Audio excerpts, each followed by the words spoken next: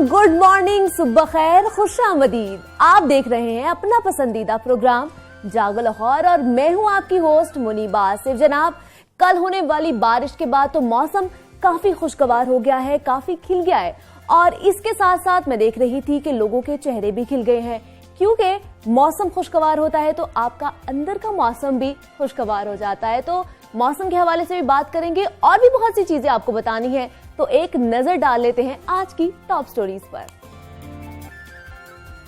घर को कैसे सजाएं, देंगी आपको प्रोफेशनल टिप्स। तलाक हो गई तो क्या हुआ, नॉर्मल रहें और आगे बढ़ें। जंक फूड के दीवाने बच्चों को कैसे कंट्रोल करें।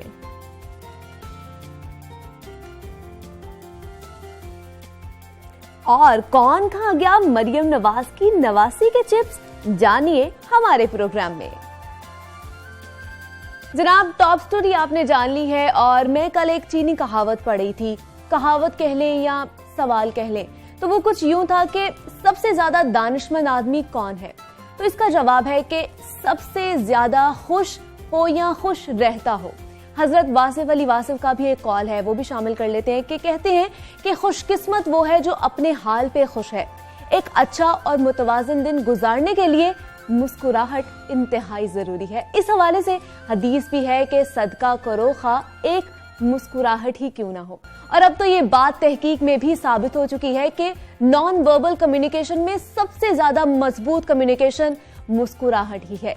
इसलिए अपने दिन का आगाज मुस्कुराते हुए अच्छे तरीके से करें और जब मौसम अच्छा हो तो चेहरे पर मुस्कान ऑटोमेटिकली आ जाती है। इंसानी फितरत है कि इंसान अपने इर्द गिर्द के माहौल से मुतासिर हुए बगैर नहीं रह सकता। तो अपने इर्द गिर्द की चीजें रखनी चाहिए जो आपके लिए सुकून और राहत का बायस बने, और इसके लिए जो चीज मैटर करती है वो है आपकी एस्थेटिक सेंस।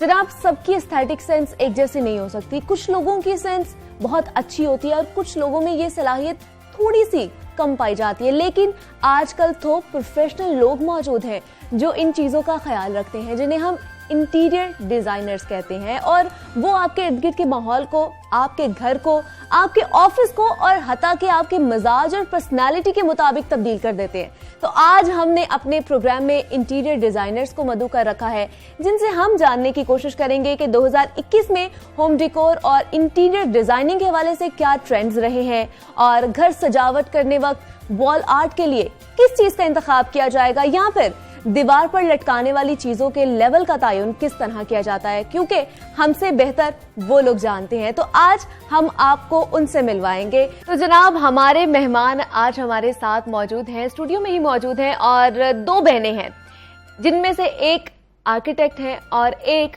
इंटीरियर डिजाइनर है। तो बहुत सी गपशप लगने वाली है, हमें पता चलने वाला है कि दोनों बहनें भी हैं और काम कैसे करती हैं। तो आपको मिलवा देती हूँ अपने गेस्ट से। जी, आयशा हैं, आर्किटेक्ट हैं, आयशा खान हैं, और उनके साथ साथ शुमैला खान मौजूद हैं। वेलकम टू जागो लाहौर। कैसी हैं आप लोग? तो ठीक, अल्लाह का शुक्र। अब देखें, नया साल आ गया और मेरे ख्याल से नए डिजाइन भी आ गए होंगे, तो कैसा रहा 2020 में? कौन कौन से डिजाइन थे इंटीरियर के हवाले से, और आगे क्या आने वाला है, हमारे नाज़रीन को बताएं। जैसे आपको पता है कि कोविड की वजह से पिछला साल तो काफ़ी जो है वो स्लो गुजरा, but end of the year काफ़ी ज़्यादा जो थे वो डिज़ाइंस वगैरह आना शुरू हो गए। जैसे वॉल्स के लिए डिफरेंट पत्थर अब यूज़ करना शुरू हो गए हैं लोग। वॉलपेपर्स जो हैं वो थोड़े कम हो गए हैं, कम हो गए हैं। और पत्थर जो है वो नेचुरल स्टोन, जैसे बलूचिस्तान के अंदर से हमारा अपना स्टोन, लोकल स्टोन निकल रहा है ट्रेवर्टीन के नाम से, वो बहुत खूबसूरत है। उसके अंदर कैविटीज हैं जिसकी वजह से वो उसकी अपनी खूबसूरती है, तो उसको एज ए फीचर वॉल भी हम लेके चलते आने वाले हैं। मतलब 2021 में हमें नए डिजाइन बिल्कुल ऐसे ही हम फसाड पे भी यूज कर सकते हैं। अच्छा। और जीरो मेंटेनेंस होगी उसकी, मतलब कोई सीपेज का प्रॉब्लम नहीं आएगा आपको, कोई पेंट करने की जरूरत नहीं है, मतलब लाइफ टाइम है। क्योंकि पहले पेंट खराब हो जाता है, लोगों को कराना पड़ता है, सीपेज आ जाती है। उसके बाद वॉलपेपर का भी तो ट्रेंड आया था, वो अब खत्म होने वाला है। अब इतना ज्यादा नहीं है, लेकिन थोड़े से जो स्पेनिश हाउसेज है ना उसमें यूज होता है वॉलपेपर। बट मैं बहुत कम लगाती हूँ अच्छा। वॉलपेपर। तो मुझे आपसे लगता है क्या- कि एक जो कमरे की या लाउंज की या हाँ। जिस जगह की लुक है ना वो खराब हो जाती है। खराब हो जाती है। तो क्या Natural- लोग डिमांड क्या करते हैं, किस तरह का देखिए होना चाहिए? नेचुरल चीज जो होती है वो ज्यादा खूबसूरत होती है। बिल्कुल stones है, ऐसे ही और लॉन्ग लास्टिंग। लॉन्ग लास्टिंग भी होती है। एग्जैक्टली। Exactly. तो आप बताइए, आर्किटेक्ट हैं आप किस तरह प्लानिंग करती हैं और लोग क्या डिमांड करते हैं उसमें, किस तरह की डिजाइनिंग चाहिए उनको? देखिए ज़्यादातर जो लोग होते हैं ना वो कहते हैं कि उनकी रिक्वायरमेंट हाँ, जो उनकी स्पेस है उसमें सब फिट हो जाए ठीक और इट शुड लुक स्पेशियस। मतलब ह्यूज विंडोज उनको चाहिए होती हैं। उनको लगता है कि बस हमारा घर ऐसा हो कि हमें खुलेपन खुला का एहसास नजर आए। हाँ। एग्जैक्टली। जैसे पहले हमें जमाने में बंद ना होता था। फील हो। बड़े बड़े कमरे होते थे, Exactly, बड़े बड़े दरवाजे बिल्कुल। लगे होते थे, खिड़कियां होती थी। तो बिल्कुल। मतलब वो पुराना जो रिवाज है वो वापस आ रहा है। बिल्कुल वापस 2021 में हमें देखने को मिलेगा। एग्जैक्टली। वो घर मैं कहती हूँ जिनके घर में वेंटिलेशन नहीं होती या आपको दिन के वक्त लाइट लगानी होती है, वो डिजाइन मेरे हिसाब से जीरो है। जीरो है। बिल्कुल हेल्दी नहीं है ना, जहाँ पे सनलाइट ना आ रही हो हम्म। तो वो क्रॉस वेंटिलेशन ना हो तो ऑब्वियसली आपको फिर नेगेटिव वाइब्स आने लग जाती बिल्कुल है ऐसे ही है। पॉजिटिव तो की जगह। 2020 में क्या आपने तैयार किए थे बिल्डिंग्स के? वो एक होता है ना, क्या कहते हैं उसको, स्ट्रक्चर बनाते हैं, घरों के स्ट्रक्चर बनाते जी, हैं। जी। किस तरह के लोग डिमांडिंग कर रहे थे? दोनों चल रहे हैं जो है ना, और अभी तक यही है ज़्यादातर स्पेनिश डिज़ाइंस बहुत दिन हुए थे। लेकिन अब कुछ क्लाइंट्स ऐसे भी हैं जो कहते हैं नहीं नहीं हमें स्पेनिश नहीं चाहिए, क्योंकि उसके लिए आपको मेंटेनेंस की बहुत ज़रूरत है। अच्छा। आपने उनको प्रॉपरली मेंटेन करना है, जैसे कॉलम्स हैं उसके ऊपर डिज़ाइनिंग है, अब उसकी क्लीनिंग कैसे करनी है, ठीक है ना। अब कोई जो शौकीन मिजाज हैं तो ऑब्वियसली फिर उन्होंने उसको मेंटेन भी तो करना है ना। तो अब लोगों के पास टाइम नहीं है, जितनी बिजी लाइफ्स हैं, तो वो कहते हैं ऐसा हो जिसको ज़ीरो मेंटेनेंस हो, गो फॉर मॉडर्न, जो कि हम बस एक दफ़ा बना दें और उसको हमें कुछ उसको ठीक ना करना पड़े 10-20 साल। दोनों आप बहनें भी हैं और आप डिजाइनर हैं, वो आर्किटेक्टर हैं। तो क्या दोनों में क्या एक दूसरे को मोटिवेशन मिलती हो? आप उनके साथ प्लानिंग करती हो कि मैंने क्या करना है और वो आपके साथ करती हो? किस तरह इस चीज को मैं बैलेंस कहती किया हूँ जाता ये है? कॉम्बिनेशन एक परफेक्ट कॉम्बिनेशन है। शुमाइला, आपसे मैं जानना चाहूंगी, दोनों बहनें हैं आप और एक दूसरे को मोटिवेट भी करते होंगे और प्लान भी शेयर करते होंगे कि मैं ये करने वाली हूँ, मैं ये करने वाली हूँ। तो किस तरह एक दूसरे को गाइडलाइन आप देते हैं? देखिए ये आर्किटेक्ट है, मैं डिज़ाइनर हूँ, हाँ। तो बड़ा मज़ा आता है हम लोगों ठीक को है। ना आपस में काम करते हुए। हाँ। ये सारा आर्किटेक्चर देखती हैं, ठीक है। और मैं इनको कहती हूँ कि ये मुझे ये वाली विंडो इस जगह नहीं चाहिए या मुझे ठीक है। दूसरी जगह चाहिए। अच्छा। तो ये फिर मुझे मेरे साथ कोऑर्डिनेट करके तो हम फिर एक अच्छी चीज़ या एक प्रोडक्टिव हमारा मतलब Project सपोर्ट हो करती हैं जाता आप? हाँ जी, जब हम डिज़ाइन कर रहे होते हैं ना तो बेसिकली हमारे जो डिज़ाइनर्स होते हैं ना या आर्किटेक्ट्स, इनकी ना इमेजिनेशन बहुत स्ट्रांग होती है। जैसे जैसे क्लाइंट बता रहे होते हैं ना तो वो हमारे माइंड में वो पिक्चर बनना शुरू हो जाती है। जब हम आपस में कम्युनिकेट करते हैं तो वो एक्चुअल फिर हम उसको एग्जीक्यूट करने में भी हमें इजी हो जाता है, क्योंकि ऑलरेडी हमारे बैक ऑफ माइंड में वो चीज़ बन चुकी होती है। तो कितना मुश्किल होता है, मतलब अगर मुझे अपना घर डेकोर करवाना है और मैं आपको बताऊं कि मुझे ये चीज़ें चाहिए, ये चीज़ें चाहिए, और आप एग्जैक्टली वो चीज़ परसू करें जो मैं करवाना चाहती हूँ। एग्जैक्टली पहले एक डिटेल्ड इंटरव्यू हम करते हैं कि आपको क्या चाहिए। ठीक है। मतलब what colours you like darks, you like light shades, किस टाइप के आपको पैलेट बन जाती है। हाँ एक पैलेट। उस पैलेट के थ्रू उन्हीं कलर्स को हम लेके आगे चलते हैं। क्लाइंट कहता है कि अगर ये कलर ऐड कर दें तो पॉसिबिलिटी चेक करते हैं, अगर ये कलर ऐड होता है नहीं होता तो है कि नहीं उसको होता। निकाल के हम फिर पैलेट के थ्रू ही चलते हैं। क्या कलर्स चल रहे हैं आजकल, या 2020 में कौन से थे और 2021 में कौन से आने वाले हैं? लाइट कलर्स, पेस्टल कलर्स आजकल बहुत ज्यादा इन है, और डार्क कलर्स भी बहुत ऑल ज्यादा है। डिपेंड ऑन क्लाइंट अच्छा। कि वो क्या चाहते हैं।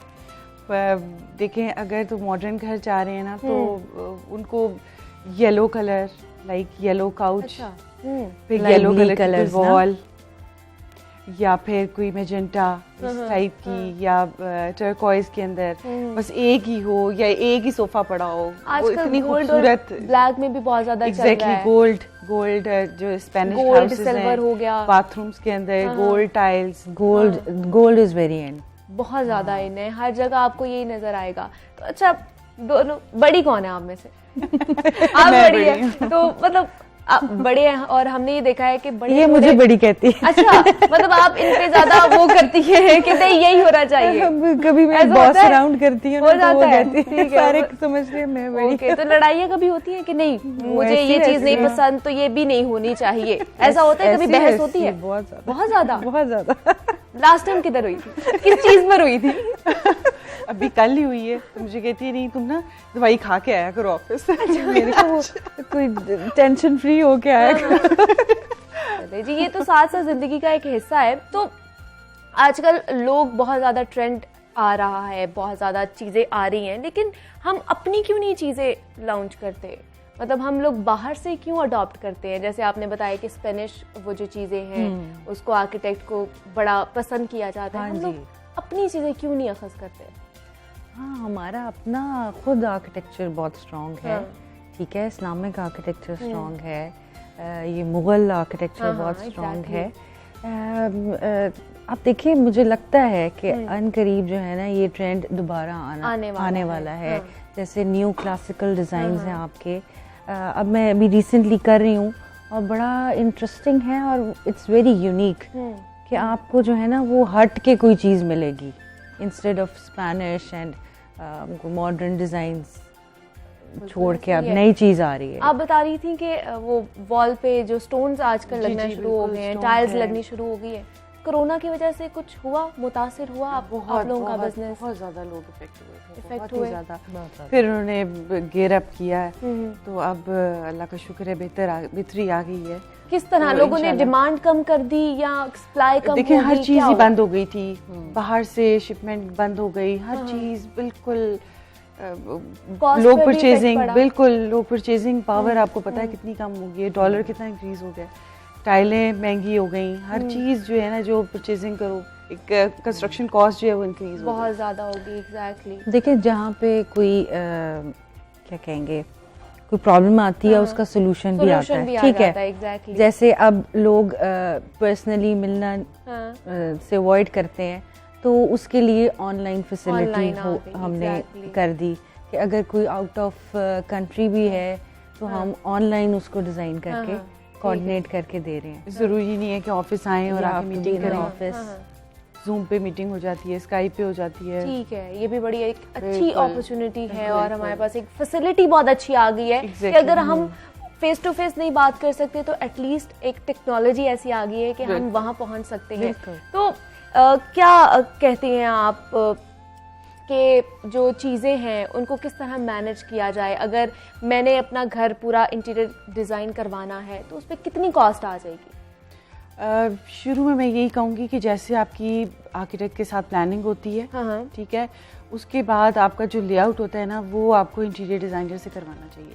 ठीक है। उसमें ये होता है कि जहाँ मुझे विंडोज़ वगैरह देनी है वहाँ मैं उनकी विंडोज़ दूँ, उससे फ़ायदा ये होता है कि क्लाइंट की बचत हो जाती है, और जहाँ उसने चीज़ें अपनी प्लेसअप करनी है इंटीरियर के लिहाज से वो स्पेशल स्पॉट्स बन जाते हैं। वो ऐसे ही लगता है कि हाँ जी आपने किसी डिज़ाइनर को हायर किया है, आपका घर ऐसे लाइक जबरदस्ती की विंडो नहीं दी हुई, नहीं दी हुई, सोच हाँ। समझ के दी है। प्री-प्लान्ड।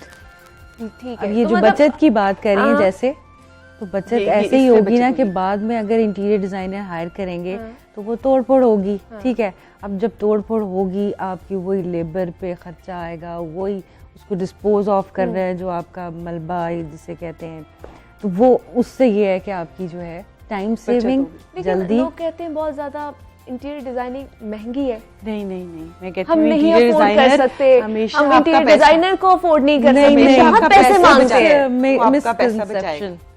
पैसा बचाएगी। बिल्कुल, बचाएगा। बिल्कुल, मतलब आपका पैसा आज बचाएगा। जो हमारा शो है उससे आपको पता चलेगा कि भाई नहीं है महंगे, ये एक बातें निकली हुई हैं, बहुत सी अनफॉर्चुनेटली बातें निकल आती हैं कि जी बहुत चीजें महंगी है, लेकिन राब्ता करना चाहिए क्योंकि जो प्रोफेशनल उन्होंने पढ़ा है, जो प्रोफेशन उन्होंने पढ़ा है, जिसमें उन्होंने डिग्री ली है या जिसमें वो प्रोफेशन है, वो ज्यादा बेहतर तरीके से आपको गाइड कर सकते हैं, आपको बता भी सकते हैं। तो आगे जो है वो आने वाली जो चीजें हैं वो किस तरह चेंज कर सकते हैं आप? हम लोग जैसे कल मेरे प्रोड्यूसर मुझे बता रहे थे कि उनके अब्बा जब जर्मनी में होते थे, वो 70s में जर्मनी में होते थे, तब वहां पर वॉलपेपर्स का रिवाज था, यहाँ पर बहुत बाद में आता है। ऐसा क्यों है? बस बेसिकली जितने लोग बाहर जाके देखते हैं वो चीज़ अडॉप्ट करने की कोशिश करते हैं, फिर वो चीज़ स्लोली आपको पता है कि किस तरह स्लोली शिपमेंट होती है और वो चीज़ आपको यहाँ पे अवेलेबल होती है। अब नई चीज़ जो है वो टाइल का साइज है। ठीक है। आजकल आपने देखा होगा कि बड़ी बड़ी ह्यूज टाइल्स आ गई हैं, 4x6, 4x8, 4x8, 3x6। अच्छा। लाइक वो एक टाइलों का जो जोड़ होता है ना, भी तो कोई रिवाज आया है, वॉल पैनलिंग। हाँ जी, बिल्कुल बिल्कुल। वो WPC इज वेरी इन। अच्छा। अगर किसी को नहीं पता तो वो it's a mixture of plastic and would. Okay. और अगर कहीं पे अगर आपके सीपेज वगैरह का प्रॉब्लम है तो you can always have that. उसमें आपको मतलब अगर खुदा न खास्ता कोई सीपेज आ भी गई है और उसका ट्रीटमेंट भी हो गया, लीकेज बंद भी हो गई है, लेकिन होता ये है कि मॉइस्चर आपके सीमेंट के अंदर जो है ना वो रह जाता है। तो ये WPC के अगर आप ऊपर वॉल कर देंगे तो वो सीपेज का जो मसला है, तो लोग करवा रहे हैं।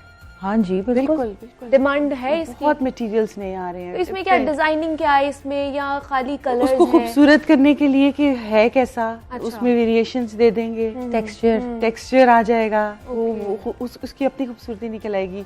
ऊपर लाइट दे देंगे, स्पॉट दे देंगे, तो वो जब लाइट नीचे ट्रैवल करेगी तो वो पहले मुझे याद है जब हमारे पुराने घर थे, बड़े बड़े पर्दे लगा करते थे, बड़े बड़े, और फूलों वाले पर्दे और डिफरेंट कलर्स के, डिफरेंट डिजाइन्स के। अब वो नहीं चलते मेरे ख्याल से। नहीं, अब नहीं है। अब बिल्कुल लोग जो है ना वो जरा लाइट सोफिस्टिकेटेड हो गए हैं। एक तो मिट्टी बहुत ज्यादा होती है, उसको आपको मेंटेन करना है, उतार के उनकी धुलाइयां करनी है, और इतने बड़े बड़े पर्दे धुलते भी नहीं है। और सेकेंडली आपको पता है कि विंडोज भी अब छोटी हो गई हैं। आपको पता है कि कितनी गर्मी जो है वो ट्रेवल करती है विंडोज से, तो उसके भी हल ढूंढे हैं कि लाइक UPVC विंडोज लग जाती हैं, साउंड प्रूफिंग की होती हैं और हीट को कंट्रोल करती हैं। और बस इसी तरह नई चीज जो है वो आगे ये हमारे घर में पता है, हमें छोटे छोटे से डेकोरेशन पीसेस हमने रखे होते हैं। बहुत ट्रेंड चलता है, शुरू से चलता आ रहा है, लेकिन अब किस तरह के रखे जाते हैं? मतलब ये हमारे सेट पे भी पड़े हुए हैं, तो किस तरह के चल रहे हैं? उनमें क्या कलर्स आ रहे हैं, किस तरह का टेक्सचर आ रहा है? मैं तो इसी नतीजे पे पहुंची हूँ कि चीज वो खूबसूरत लगती है जो कि एक या दो ही पड़ी हूँ, और वो ही लाइक उसकी वो अपनी पहचान हो कि हाँ जी मैं इधर पड़ी हुई हूँ। बस ये ज्यादातर ये प्लांट्स यूज करती हैं। इंडोर प्लांटिंग का भी बहुत ज्यादा आजकल हुआ हुआ है, क्योंकि वो हेल्दी भी है, वो खूबसूरत लगती है। एग्जैक्टली। ये तो बल्कि कहती हैं ऑफिस में भी प्लांट्स लेके आने, मैंने और प्लांट्स लेके आने।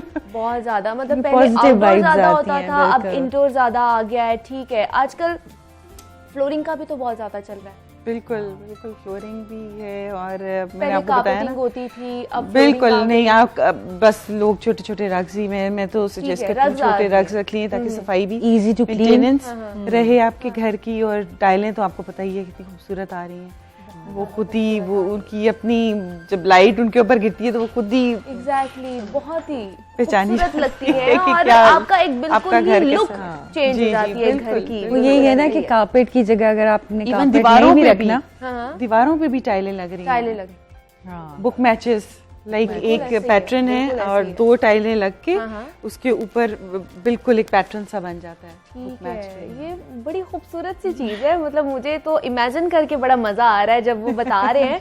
तो हमारे किचन्स भी तो डेकोर होते हैं। बिल्कुल, वो किस तरह के, उनमें क्या मॉडर्न ट्रेडिशनल मॉडर्न में जाना है आपने तो वो पिछली बिल्कुल उनके हम हैंडल्स नहीं लगाते, हैंडल्स नहीं आपको नजर आएंगे, वो ऐसे ही पुल अप पुश अप करेंगे तो वो खुल जाते हैं। तो वो अपनी खूबसूरती खुद ही बताते हैं। और टाइल्स उनके पीछे बैक स्प्लैश कैसा हो। फिर अगर हम स्पेनिश में जाएं या ट्रेडिशनल किचन्स में जाएं तो आपको पता है कि उनके कलर्स और उनकी पॉलिशिंग, फिर ऊपर जो पत्थर लगा हुआ है वो या कोरियन यूज करना है, उसकी सारी डिटेलिंग, वो फिर हम क्लाइंट के साथ बैठ के उनकी रिक्वायरमेंट्स के मुताबिक टाइम लग जाता है एक प्रोजेक्ट को। देखिए बेसिकली क्लाइंट तब सेटिस्फाई होता है जब आप उसको 3D दिखाते हैं। एक एक्चुअल स्केल के ऊपर रियलिस्टिक व्यू होता है ना। रियलिस्टिक व्यू आपको समझ आ जाती है, अच्छा ये यहाँ पे ये प्लेसमेंट है, ये कलर स्कीम है, ये अच्छा लग रहा है, नहीं अच्छा लग रहा है, विदिन वन तो क्लिक उसको आप रिवाइज कलर करते स्कीम्स हैं। भी चेंज कर देते हैं। ठीक है। लाइक अब तो इतने ज्यादा अच्छे सॉफ्टवेयर्स आ गए हैं हाँ। कि आप एनिमेशन दिखा सकते हैं कि आप बिल्कुल कमरे रियल में है ना, रियल एंटर हुए हैं तो समझे। आपका कमरा कैसा लग रहा है, बिल्कुल आपकी ऐसे ही सीलिंग कैसी है, लाइटनिंग कैसी है, कहाँ मैं स्पॉट्स दूं। तो ये एक क्लाइंट को कन्विंस करने के लिए बहुत है। तो इंस्पिरेशन कहाँ से आई? बचपन से ही शौक था कि घर संवारने का, डेकोरेशन बेसिकली करने का? कलर्स का, अच्छा। मुझे कलर्स का था, पेंटिंग का था। और आपको? उनसे हाँ इंस्पायर जी, हुई आप? बच्चे हमेशा अपने बड़ों से इंस्पायर होते हैं, एग्जैक्टली उनको देख के उनके नक्शे कदम पर चलने की कोशिश जिस करते तरह हैं। ये पहले इन्होंने एडमिशन लिया एनसीए में, अच्छा। तो बस इनके देखा देखी में अभी आप भी पीछे पीछे चली गई कि बड़ी बहन के साथ हम भी बिल्कुल, पढ़ेंगे। जी जनाब, आज हमने बहुत सी अच्छी सी टिप्स भी आपको बताई हैं कि घर को किस तरह आप अच्छे तरीके से संवार सकते हैं। अपने आप को तो संवारते ही हैं, घर को भी संवारना बहुत ही इम्पोर्टेंट फैक्टर है, जरूरी है भाई हमारे लिए। हमारे इर्द गिर्द का माहौल, हमारा घर अच्छा होगा, हमारी पर्सनालिटी अच्छी नजर आएगी। तो मुझे यकीन है कि हमारी जो गेस्ट थी आज दोनों, शुमाइला और आयशा, बहुत शुक्रिया आपका, आपने हमें बहुत अच्छी टिप्स दी है। आगे भी बहुत सी चीजें हमने आपके साथ शेयर करनी है, बहुत सी टिप्स आपको देनी है, लेकिन इस छोटे ब्रेक के बाद।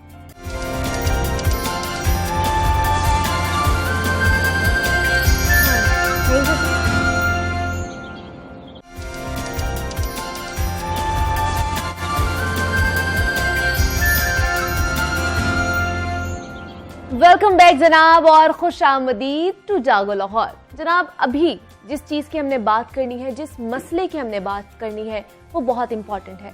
हमारे माशरे में रिश्ता तय करते वक्त बहुत सी चीजों को इग्नोर कर दिया जाता है।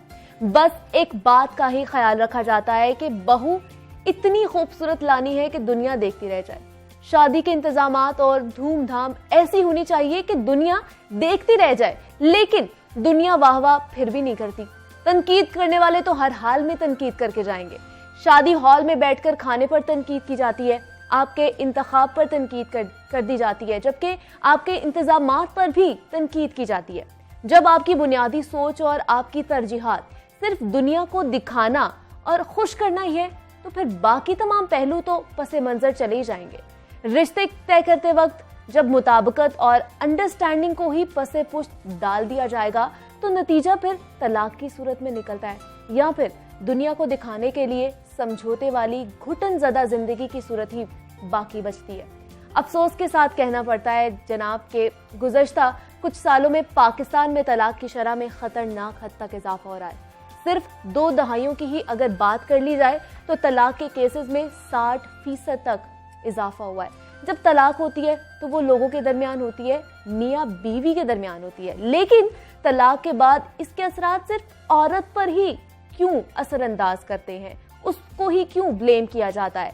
तलाक याफ्ता औरत को एक गाली क्यों बना दिया गया है, इसको एक स्टिग्मा क्यों बना दिया गया है, उसको तस्लीम क्यों नहीं किया जाता, और ना ही उसकी कोई दूसरी शादी के लिए रजामंद होता है। मुआशरे के इस रवैये के पीछे क्या वजूहात हैं और औरत को अपनी जिंदगी का फैसला क्यों नहीं दिया जाता? तलाक को एक स्टिग्मा बना दिया गया है, एक टैबू बना दिया गया है। इसी सब बातों पर हमने बात करनी है। हमारे साथ मौजूद है हमारी गेस्ट डॉक्टर शुमाइला अतर। वेलकम डॉक्टर, बहुत शुक्रिया आपका जागो लाहौर में। कैसी हैं आप? अल्लाह का शुक्र है। Thank you for having me on this. Thank you so much. Doctor, आपने देखा कितने ज्यादा बढ़ गई है हमारी शरह तलाक की, क्यों इसको एक स्टिग्मा बना दिया गया है? हमारे मुआशरा क्यों एक्सेप्ट नहीं करता इसको? शुरू से ही देखें तो शादी जो है हम हमेशा ये बात करते हैं कि 2 खानदानों के दरमियान होती है, 2 अफराद के दरमियान नहीं है ये, ठीक है। तो सोसाइटी हमेशा ये चाहती है कि सोसाइटी की एक स्मूथ फंक्शनिंग के लिए जो है ये 2 लोग सही से ज़िंदगी गुजारते चले जाएं, और उसके ऊपर एक्सटर्नल प्रेशर बहुत ज़्यादा होता है कि निभा किया जाए, ठीक है ना, और हमारे यहाँ कॉम्प्रोमाइज किया जाए, कॉम्प्रोमाइज किया जाए, और ज़्यादातर एक्सपेक्टेशन जो है वो फीमेल से है, बिल्कुल, कि वही रिस्पॉन्सिबल है लार्जली कि उसने घर गृहस्थी को चलाना है, उसने बर्दाश्त करना है, उसने बच्चों को लेके साथ चलना है। हमारे यहाँ अक्सर देखा गया है कि अगर ताल्लुकात सही नहीं भी हैं तो उसके लिए भी जिम्मेदार औरत को ही औरत को ठहराया ही जाता ठहराया है जाता और है, उससे exactly. ये कहा जाता है कि अब चूंकि बच्चे हो गए हैं और अब इनकी खातिर तुम्हें जिंदगी जो है वो गुजारनी है, चाहे जिस तरह मर्जी गुजारनी। और ये आज का मसला नहीं है, ये हमेशा से मसला रहा है। लेकिन पहले वक्तों में क्या होता था कि ख़ानदान का एक सपोर्ट सिस्टम साथ रहता था, वो आपको समझाते थे, और अगर आप इस रिलेशनशिप से निकलना भी चाहते थे तो माशरा आपको इसकी इजाज़त नहीं देता था। आपके ऊपर ना सिर्फ माशरती प्रेशर था बल्कि आपके ऊपर रिलीजियस प्रेशर भी उतना ही ज़्यादा था। लेकिन आहिस्ता आहिस्ता हमने देखा कि फीमेल एम्पावरमेंट आ गई, ठीक है, मॉडर्नाइजेशन आ गई। आहिस्ता आहिस्ता अब लोगों ने इस फैक्ट को एक्सेप्ट करना शुरू कर दिया है कि अगर हमारी बेटी खुश नहीं है तो हमें उसको वहाँ नहीं रहने देना चाहिए। और लड़कियां भी अब ये समझती हैं कि अगर नहीं बन रही है बात तो फिर मुझे इस रिश्ते में से निकल जाना चाहिए। बिल्कुल, हम किसी पार्टनरशिप भी कर लेते हैं अगर किसी के साथ, तो हमारी उसके साथ नहीं बन रही होती, हम अलहदा हो जाते हैं। तो इसको एक रिश्ता, अगर हमारे मजहब में भी हमें इजाज़त है कि अगर आप किसी के साथ आपकी नहीं बन रही, आपकी मेंटल कंपैटिबिलिटी नहीं बन रही, तो आप अलहदगी इख्तियार कर सकते हैं। तो ये क्यों नहीं एक नॉर्मल चीज़ हो रही हमारे मुआशरे में? क्या ऐसी वजूहात है जिसके पीछे हमारा मुआशरा इस चीज़ को एक्सेप्ट ही नहीं कर पा रहा? देखिए, माशरे में क्योंकि बिगाड़ आएगा इसकी वजह से, अगर माशरा इसको एक्सेप्ट नहीं करेगा। हमारे यहाँ जो है वेस्ट से बहुत एक डिफरेंट फिनोमेना एग्जिस्ट करता है। हमारे यहाँ जो खातून है वो टोटली डिपेंडेंट है, अनलाइक द वेस्टर्न वुमेन जो कि इंडिपेंडेंट लाइफ गुजार सकती है। हमारे यहाँ अगर वो एक खातून सोचती है कि मैंने तलाक लेनी है तो घर वालों की तरफ से प्रेशर आता है। सबसे पहले लड़की के घर वाले इस चीज़ को एक्सेप्ट नहीं करते, और अगर घर में ऐसी बहनें मौजूद हैं जिनकी शादी नहीं हुई हुई, तो सोसाइटी, उनको ये लगता है कि लोग इस बात को बहुत नेगेटिवली परसीव करेंगे। लोगों को ये चीज़ नहीं नजर आएगी कि वो लड़की किस चीज़ से गुजर रही थी। हाँ, लेकिन बाकियों के लिए मसला हो जाएगा। तो तुम रोती रहो, तुम मरती रहो उसी घर में, लेकिन वापस ना आना इस घर में जब तक तुम्हारी बहनों की शादियाँ नहीं हो जाती हैं। तो ये मसले जो हैं, इसकी वजह से सोसाइटी जो है एट लार्ज इस चीज़ को डिस्करेज करती है कि डिवोर्स की ऑप्शन की तरफ जो है वो जाया जाए। दूसरी वजह ये है कि फाइनेंशियल इश्यूज हैं हमारे यहाँ। हम बहुत ज़्यादा देखते हैं कि ख़वातीन इस वजह से उस शादी के दरमियान बंदी रहती हैं क्योंकि उनको ये पता है कि उनके पास कोई अल्टरनेटिव नहीं है। एग्जैक्टली, वो वापस नहीं जा सकती। अगर वो माँ बाप के पास जाकर शिकायत भी करती हैं कि मुझे इसमें मसला आ रहा है, लेकिन माँ बाप कहते हैं बेटा अब तो तुम्हारी वहाँ से लाश ही आएगी, शादी करके हमने तुम्हें भेज दिया। बिल्कुल ऐसा ही है, क्योंकि वो समझना चाहिए, सपोर्ट करना चाहिए। क्यों नहीं आजकल, क्यों पहले भी ऐसा होता था? पहले भी ऐसा ही था, लेकिन अब थोड़ा चेंज आ गया है। अब इसकी सोशल एक्सेप्टेंस होनी शुरू हो गई है। अच्छा, यानी कि अब माँ बाप ये समझते हैं बात कि लड़की को मरने के लिए नहीं छोड़ देना वहाँ पे। अगर कोशिश अभी भी यही होती है कि हालात जहाँ तक हो सके उसे संभाल के रखा जाए, लेकिन अगर नहीं होता तो अब माँ बाप को ये बात समझ आने लग गई है कि अगर beटी ही नहीं रहेगी तो फिर क्या फायदा इस सारे रिलेशनशिप का। तो बेहतर है कि अगर नहीं निभा कर सकती तो फिर उसे कहा जाता है कि अगर नहीं हो सकता तो वापस आ जाओ। लेकिन ये बहुत रेयर केस में होता है। मैंने कहा कि मनी फैक्टर्स जो हैं, जो हमारे एक फाइनेंशियल बर्डन है, वो कोई भी उठाने को तैयार नहीं। यानी एक लड़की वापस आएगी, साथ अपने बच्चे लेकर आएगी, तो घर में पहले ही गुजारा नहीं हो रहा, तो फिर अब ये बर्डन कौन संभालेगा? उसको अवॉइड करना चाहते हैं। एग्जैक्टली। लेकिन आजकल जो देखा जा रहा है, हम देखते हैं कि शादी होती है तो दो खानदानों के दरमियान होती है, दो अफराद के दरमियान होती है, लेकिन जब तलाक होती है तो किसी एक को बुरा कहा जाता है और किसी एक को अच्छा कहा जाता है। ऐसा नहीं होना चाहिए। किसी एक को नहीं, सिर्फ खातून को ही बुरा कहा जाता है। आपने कभी सुना नहीं होगा कि मर्द को कोई लेबल कर दे या मर्द को कहे कि ये भी रिस्पॉन्सिबल था। हमेशा ये कहा जाता है कि औरत में ही कोई मसला होगा जो इसकी तलाक हो गई थी, ये इसमें बर्दाश्त ही नहीं थी कि ये वहाँ पे निभा कर सकती है, एडजस्ट कर सकती। बिल्कुल ऐसा ही है। तो हमारे यहाँ तो इसीलिए हमेशा एक को ही विक्टिमाइज किया जाता है कि खातून ही जो है वो रिस्पॉन्सिबल थी, क्योंकि खातून की ही ये प्राइमरी रिस्पॉन्सिबिलिटी थी कि उसने इस रिश्ते को चलाना। डॉक्टर शुमाइला, आप सोशियोलॉजिस्ट हैं, तो तलाक की बड़ी वजह क्या समझा जाता है? मतलब बेजोड़ रिश्ते हो या अदम बर्दाश्त हो, क्या ज़्यादातर सामने आती हैं वजह? देखिए, इसमें बहुत सारे फैक्टर्स जो हैं वो इन्वॉल्व हो जाते हैं।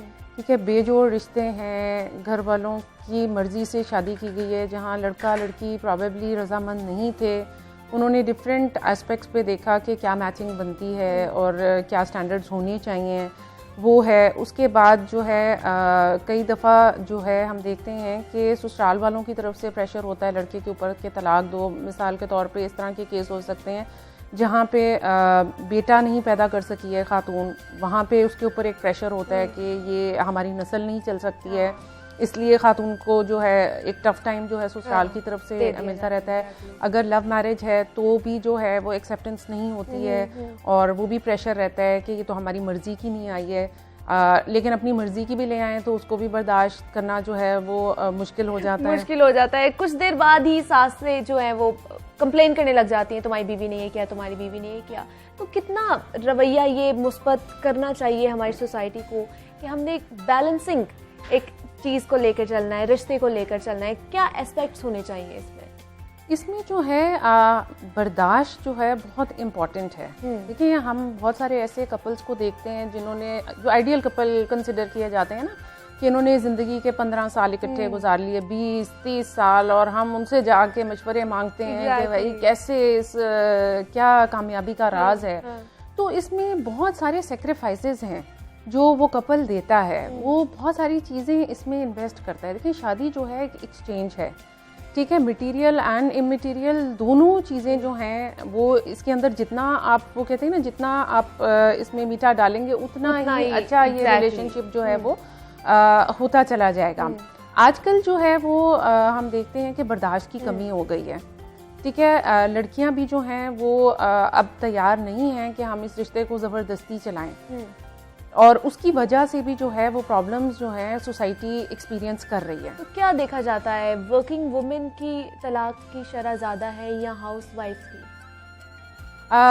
आम तौर पे देखा ये जा रहा है कि जितनी फाइनेंशियली एम्पावर हो गई हैं फीमेल जो वर्किंग वुमेन हैं, उनके अंदर ये टेंडेंसी ज़्यादा नज़र आती है, और वो उसकी वजह ये है कि उनका सपोर्ट सिस्टम अगर नहीं भी काम करेगा, अगर जो घर वाले हैं वो नहीं भी तैयार होंगे रखने के लिए, तो उनको ये पता है कि मैं सरवाइव कर जाऊंगी। हो गई हैं, उन्हें पता है कि उनका हक क्या है, उनके साथ किस तरह का सलूक करना चाहिए। हमें ये चीज देखनी चाहिए। घर वाले भी बहुत इंपॉर्टेंट रोल प्ले करते हैं। हमें घर वालों को कि बचपन से ही उनको ये कहना चाहिए कि कुछ नहीं होता। हमारे घर वाले कहते हैं जी आपने निभानी है जिस तरह मर्जी निभाए, अगला चाहे आप पर तशद्दुद ही क्यों ना करे।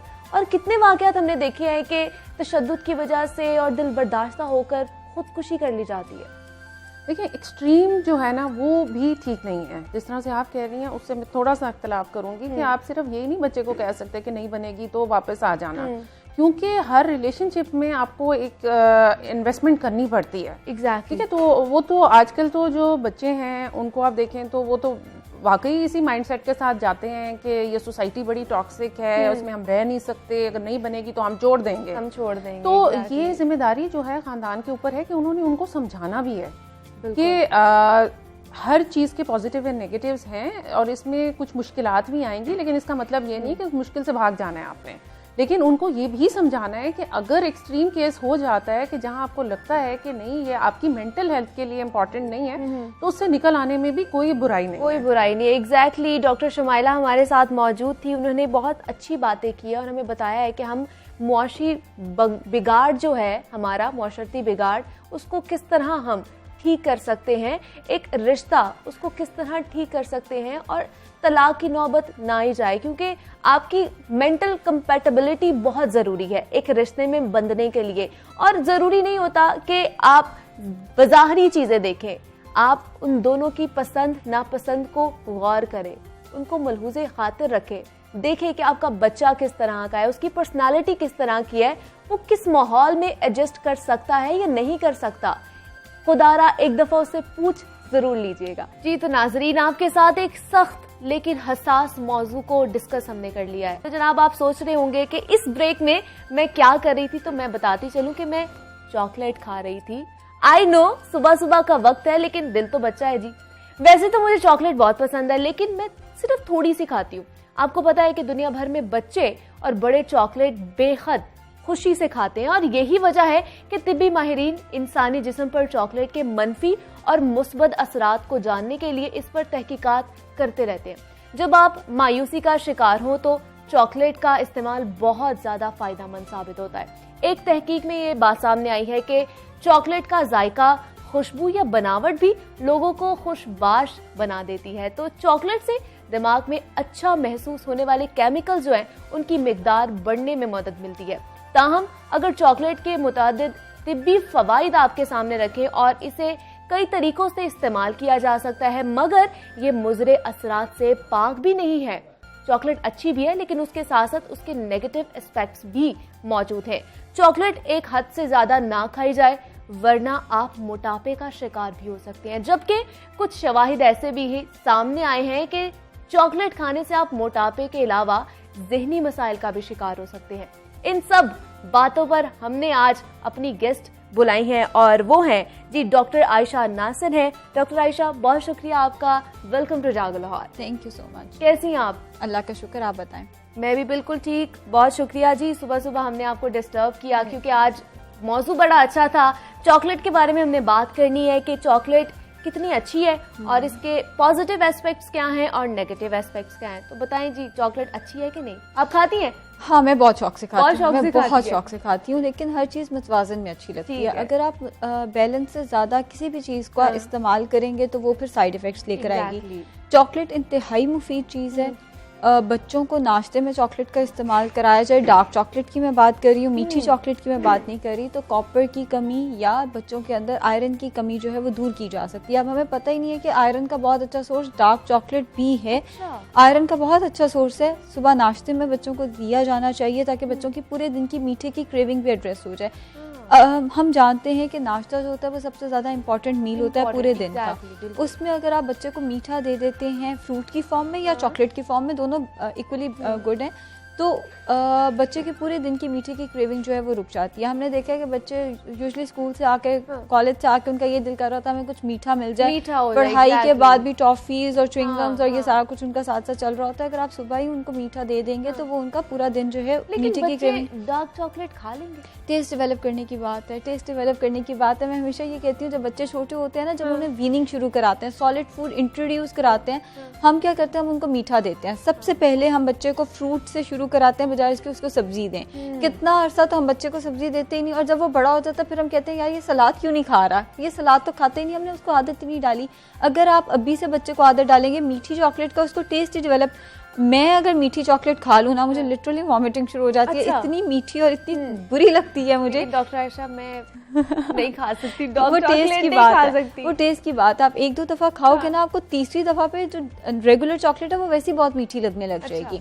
सो टेस्ट डेवलप करने की बात है, बच्चों का टेस्ट डेवलप कराना चाहिए। मैं फिर कह रही हूँ आयरन की कमी को दूर करता है, हमारे ब्लड प्रेशर को स्टेबल करने में हेल्प करता है। जिन लोगों का ब्लड प्रेशर का मसला है वो इसका इस्तेमाल कर सकते हैं। इसके अंदर पोटेशियम है, इसके अंदर मैग्नीशियम है, मैग्नीज है। मैग्नीशियम हमारी हार्ट हेल्थ के लिए बहुत अच्छा है, हमारे मूड के लिए बहुत अच्छा है। अभी आप बात कर रहे थे कि उसकी शक्ल देख के हमारा मूड अच्छा हो जाता है, तो हमारे मूड के लिए बहुत अच्छा है। बहुत सारी बीमारियों से हमें बचाने के लिए मैग्नीशियम जो है वो फ़ायदेमंद साबित होता है।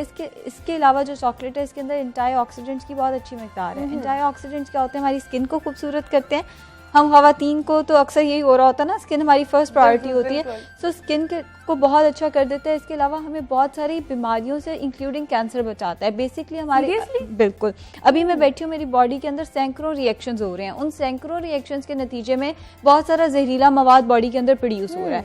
अब अगर वो बॉडी के अंदर ही रहेगा तो वो बीमारियों की वजह बनेगा, सोजन करेगा बॉडी के अंदर, खुदा ना खासा कैंसर की वजह भी बन सकता है, शुगर की वजह भी बन सकता है, बहुत सारी बीमारियां लेकर आता है। जो एंटीऑक्सीडेंट्स हैं वो उसको सप्रेस करते हैं, वो उसको अपने साथ मिलाते हैं और बॉडी से खारिज कर देते हैं।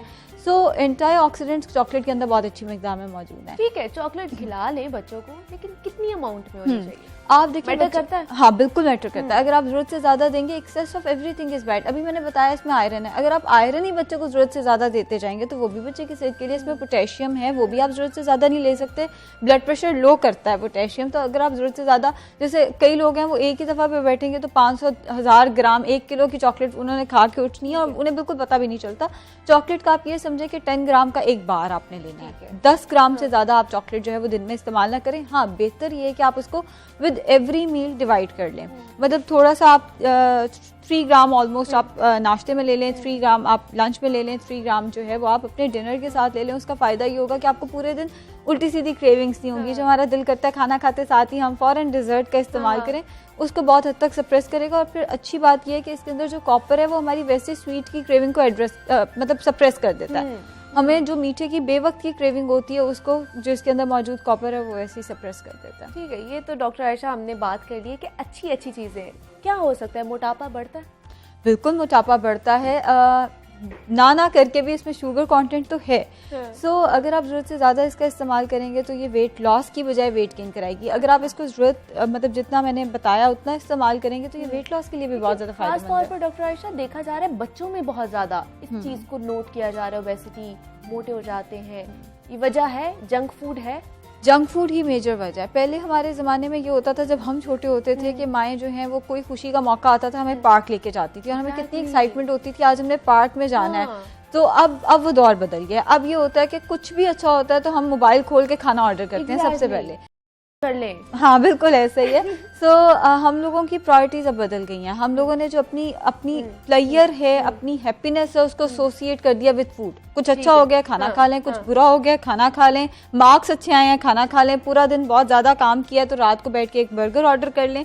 तो हमारी प्रायोरिटीज़ बदल गई हैं। अब पुराने ज़माने में ये नहीं होता था। पुराने ज़माने में बाहर जाना, पूरे दिन में फैमिली बाहर जा रही है, बाहर जाती थी, वो एक्सरसाइज भी हो जाती थी, एक्सरसाइज भी होती थी और सारा जोर आपका खाने पे नहीं टूटता था। खाने पे नहीं होता था। लेकिन बच्चे हैं, बच्चों को किस तरह रोका जा सकता है? मतलब जंक फूड उन्होंने खाना ही खाना है, हम जितना मर्जी मना कर ले। एक और कितनी मिकदार होनी चाहिए? बच्चों को जंक फूड जरूर खिलाएं, मेरा ये भी पॉइंट ऑफ व्यू है। उसकी वजह ये है बच्चों को हर चीज की आदत होनी चाहिए। अगर हम एज अ डाइटिशियन बात करें तो बिल्कुल जंक फूड बहुत बुरी बात है, लेकिन अगर हम वैसे बात करें, देखिए बच्चों के एक सोशल स्किल्स होते हैं। आपका बच्चा एक फूड चेन में चला गया और उसको समझ ही नहीं आ रही यहाँ पे मिलता क्या है, वो किसी बर्गर शॉप में जाके पिज्जा ऑर्डर कर रहा है। बच्चों का सोशल, उन्होंने उसी फ्रेंड सर्कल में रहना है, सोशली बच्चों को बिल्कुल अलहदा नहीं कर देना। फ्रीक्वेंसी क्या होनी चाहिए, महीने में एक दफा बच्चों को जरूर बाहर का खाना खिलाएं।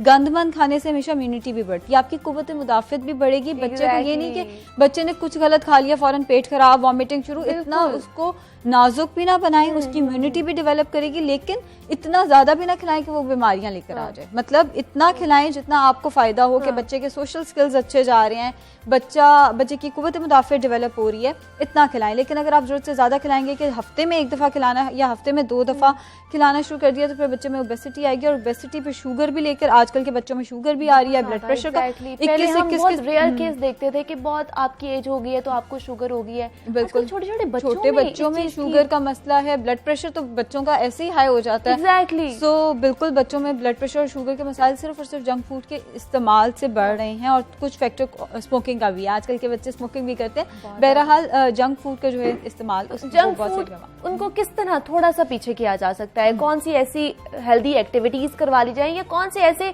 और फूड्स की तरफ उनको लेके जा सकते हैं? देखिए हर चीज का एक मुतबादिल होता है। अगर आपका बच्चा बहुत ज्यादा पिज्जा वगैरह खाता है, आप घर में उसको लो फैट चीज के साथ पिज्जा बना के दे सकते हैं। एक चीज मैं बताती चलूं, अगर पिज्जा लो फैट चीज के साथ कम से कम सॉस के साथ बना है, वो हेल्दी है। देखिए उसमें बुरा क्या है, एक डो है, कार्ब्स, रोटी चावल तो वैसे भी हम खाते हैं, सब्जियां हैं, गोश्त हैं, सॉस का इस्तेमाल जरा कम करें एंड लो फैट चीज का इस्तेमाल करें तो पिज्जा तो एक हेल्दी चीज है, आप वैसे उसका इस्तेमाल कर सकते हैं। क्वांटिटी कंट्रोल करनी है। क्वांटिटी से मुराद ये आपने इतना पिज्जा बना के बच्चे को नहीं दे देना, एक पैन साइज पिज्जा जो है वो बच्चे को दिया जा सकता है। डॉक्टर आयशा, पिज्जा की बात आपने कर ली है, फिजी ड्रिंक्स तो रह गई है हमारी, वो भी तो बहुत ज्यादा पसंद है जी, और ये बहुत पसंद है फिजी ड्रिंक्स हमारी। उसको हम रिप्लेस कर सकते हैं लेमन वाटर के साथ। मिंट मार्गरीटा टाइप कुछ बना के बच्चों को थोड़ा सा उसमें मिंट ब्लेंड करके दिया जा सकता है। अगर बच्चा फिर भी नहीं हटता तो फिर शेक निस्बतन सेफर ऑप्शन है। शेक भी कोई बहुत अच्छी ऑप्शन नहीं है, वेट बढ़ाएगी, लेकिन एटलीस्ट सेहत के लिए तो अच्छी है। अब जैसे हमारे पास जितनी कोल्ड ड्रिंक्स आती हैं वो बहुत सारे उनमें चूंकि कार्बोनेटेड होती हैं, उनके बहुत सारे साइड इफेक्ट्स हैं। शेक्स के वो वाले साइड इफेक्ट्स नहीं है, लेकिन मॉनिटर करके फिर भी शेक्स का इस्तेमाल जो है वो कराया जा सकता है। फ्रेश जूसेस निकाल सकते हैं हम, वो उन तक पहुंचा सकते हैं, उनको पिला सकते हैं, उनकी सेहत के लिए भी अच्छा है। सुना जाता है कि, देखा भी जाता है, बहुत सी हमारे आसपास ही एग्जाम्पल्स होती हैं कि मोटापे के जो शिकार बच्चे होते हैं, नफ्सियाती कुछ हो जाता है उनको, मतलब शिकार होते हैं, मसाइल उनमें होते हैं, बिल्कुल वो ऐसे ही है। अपने आप को अंडर उसमें कर लेते हैं कि हम लोग नहीं कुछ कर सकते, इंफीरियरिटी कॉम्प्लेक्स हो जाता है इनको। बिल्कुल ऐसा ही है। उसकी देखें वजह ये आजकल स्विमिंग पूल हर स्कूल में है, सारे स्विमिंग कर रहे हैं। जो बच्चा मोटा है वो बॉडी शेमिंग का शिकार होता है, वो वैसे स्विमिंग नहीं कर सकता। सारी क्लास ने एक फ्लोर से दूसरे फ्लोर पे जाना है, जो बच्चा मोटा है उसका सांस फूलने लग गया, उसने 3-4 दफा बीच में खड़े होकर सांस लिया है। एक क्लास से दूसरी क्लास तक जाते हुए जिस बच्चे का वेट ज्यादा है उसका सांस फूलना शुरू हो जाएगा, तो जाहिर है वो बच्चा शर्मिंदा तो होगा बाकी पूरी क्लास के सामने। अब डिपेंड करता है कि वो शर्मिंदगी का कॉम्पेंसेटरी बिहेवियर क्या लेकर आता है। कई बच्चे शर्मिंदा होकर और खाते हैं, मतलब बजाय इसके कि खाना कम कर दें, कई लोग कई बच्चे जो हैं वो ज्यादा खाते हैं। हम भी तो खाते हैं, हम लोग परेशान हो जाते हैं या टेंशन हो जाती है तो हम खाना, उसके पीछे साइंस है, उसके पीछे साइंस है कि हम जब परेशान होते हैं कॉर्टिसोल रिलीज होता है, एक हार्मोन है। अच्छा। वो हार्मोन हमें भूख लगा देता है, तो हमें भूख ज्यादा लगती है, हम ज्यादा खाते हैं। सो बिल्कुल बच्चों में अगेन डिपेंड करता है कॉम्पेंसेटरी बिहेवियर आएगा क्या। या तो बच्चा बिल्कुल नहीं खाता और 3-4 दिन बाद इतना खाता है कि बस कर देता है, या बच्चा उसी वक्त ही बहुत ज्यादा खाना शुरू कर देता है। बहरहाल ये फैमिली का काम है कि वो मॉनिटर करे कि बच्चा जो है वो कितना खा रहा है, उसका जंक फूड का इस्तेमाल कितना है, और एकदम नहीं छुड़वानी। अगर आपका बच्चा डेली आदी है कि उसने स्कूल से वापसी पे उसने रोज बर्गर खाना है, आप ये नहीं एक्सपेक्ट कर सकते कि वो खाना छोड़ देगा। बिल्कुल ऐसे ही है जनाब, आप बिल्कुल किसी चीज को, किसी आदत को एकदम ही नहीं छुड़वा सकते। बच्चे हैं, उनको समझाना पड़ता है, तो Aahista Aahista step by step चीजों को करना पड़ता है। जी डॉक्टर आयशा नासिर हमारे साथ मौजूद थी, बहुत शुक्रिया डॉक्टर आयशा आपका। आपने भी बहुत सी टिप्स जानी होंगी कि आपने बच्चों को किस तरह लेकर चलना है, उसकी डाइट किस तरह आपने इम्प्रूव करनी है, उनको जंक फूड से किस तरह दूर रखना है, मोटापे का शिकार नहीं होने देना। बहुत सी उनमें अपने अंदर वो मसाइल पैदा हो जाते हैं, वो बहुत सी चीजें हैं जिनसे आपने उनको बचाना है, वो आप पर जिम्मेदारी आयद होती है। बहुत सी चीजें हमने आपके साथ शेयर करनी है, बहुत सी टिप्स आपको देनी है, लेकिन इस छोटे ब्रेक के बाद।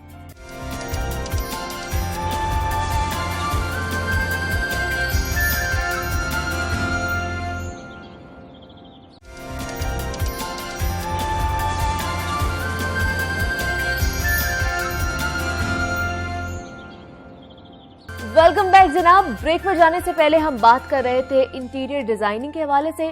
तो घर की डेकोरेशन करते वक्त हमें जो सबसे ज्यादा मसला दरपेश आता है वो है चीजों की खरीदारी का। कोरोना वायरस के बायस लगने वाले लॉकडाउन ने जहां हमारे रहने सहने के अंदाज बदले हैं, वहीं हमारी शॉपिंग और खरीदारी के अंदाज भी बदल चुके हैं। अब लोग ऑनलाइन शॉपिंग को ज्यादा प्रेफर करते हैं। कोरोना वायरस की वजह से अगर किसी चीज को बूस्ट मिला है तो वो है ई कॉमर्स इंडस्ट्री, क्योंकि कारोबार अब दुकानों और शॉपिंग मॉल से निकलकर वेबसाइट्स पर मुंतकिल हो चुके हैं। ऑनलाइन कारोबार एक ऐसा जदीद तरीका तिजारत है जिसमें सारिफ घर बैठे अपनी पसंद की चीज को कुछ ही देर में हासिल कर सकता है। पाकिस्तान में बहुत सारी वेबसाइट्स मौजूद हैं जहां आप ऑनलाइन खरीदो फरोख्त कर सकते हैं। जहां ऑनलाइन शॉपिंग के ढेरों फवाइद हैं, वहां कुछ अनासिर ऐसे हैं जिनका गलत इस्तेमाल किया जाता है। आपको दिखाया गया कुछ और होता है और आपको मिलता कुछ और है, जिसके बाद कस्टमर का एतमाद उठ जाता है आपसे। कोरोना वायरस की वजह से न सिर्फ ऑनलाइन शॉपिंग में इजाफा हुआ है, बल्कि ऑनलाइन काम करने के रुझान में भी इजाफा देखा गया है, क्योंकि ऑनलाइन कारोबार करने के लिए ना तो दुकान किराए पर लेने की परेशानी पड़ती है और ना ही पगड़ी देने की झंझट का सामना करना पड़ता है जनाब। बस घर बैठे अपना ऑनलाइन स्टोर बनाए और उसे मुख्तलिफ चीजों से भरे और फिर दुनिया जहां में डिलीवरी के जरिए अपने ग्राहकों को उनकी मनपसंद अशिया फरोख्त करें। फोर्ब्स मैगजीन के मुताबिक कमाई के लिहाज से पाकिस्तान फ्रीलांसिंग ग्रोथ में दुनिया भर में चौथे नंबर पर आ गया है। 2018 में अगर बात की जाए तो पाकिस्तान में फ्रीलांसर्स की तादाद 60,000 थी, जिसमें एक अंदाजे के मुताबिक 42% तक इजाफा हुआ है और कोरोना वायरस के बाद ये तादाद कई गुना बढ़ चुकी है। अगर आप एक साल कबल स्टेट बैंक की जानिब से जारी किए गए एदाद-ओ-शुमार का जायजा लें तो मालूम होगा कि पाकिस्तान में कम अज कम 600 से 700 मिलियन डॉलर्स की ऑनलाइन ट्रांजैक्शन हुई है। ई कॉमर्स और फ्रीलांसिंग क्या है, घर बैठे कैसे कारोबार किया जा सकता है और ऑनलाइन कारोबार के लिए किन किन मुश्किलात का सामना करना पड़ता है। जनाब, इन सब सवालों के जवाबात हमने जानने हमारे साथ माहिरीन मौजूद हैं और उनका तारुफ मैं आपको करवाती चलूं कि दानिया खान है, फ्रीलांसिंग एक्सपर्ट हैं। इनसे हम जानेंगे फ्रीलांसिंग होती क्या है। और साकिब अज़न है हमारे साथ, ई कॉमर्स एक्सपर्ट हैं। दोनों को खुशामदीद कहती हूँ मैं जागर लाहौर में। कैसे हैं आप लोग? जी अल्हम्दुलिल्लाह, thank you so much. Thank you. दानिया, मुझे बताइए फ्रीलांसिंग करती हैं आप, एक्चुअली फ्रीलांसिंग है क्या? अच्छा, फर्स्ट ऑफ मैं फ्रीलांसिंग करती नहीं हूँ, मैं फ्रीलांसिंग सिखाती हूँ लोगों को। So I started as a freelancer 7 years ago और अल्हम्दुलिल्लाह अब इंडिया पाकिस्तान में मेरे 2.5-3 लाख फॉलोअर्स पाकिस्तान में हैं, कुछ इतने ही इंडिया में भी हैं। सो स्टूडेंट्स हैं जो ऑनलाइन अर्निंग कर रहे हैं फ्रीलांसिंग के थ्रू। अब आपने पूछा फ्रीलांसिंग होता क्या है। So freelancing is not something new कि ये नया नया दुनिया में है। It's a comparatively older concept. जब पुराने जमाने में बादशाह होते थे, सिपा सलार होते थे, सो सिपा सलार ना किसी बादशाह को अपनी सर्विसेज पैसों के एवज दे देता था। कि तुम्हारे पास जंग लड़ने के लिए कोई है नहीं, चलो तुम मुझे पैसे दो, मैं तुम्हारी जंग लड़ लूंगा। ठीक है।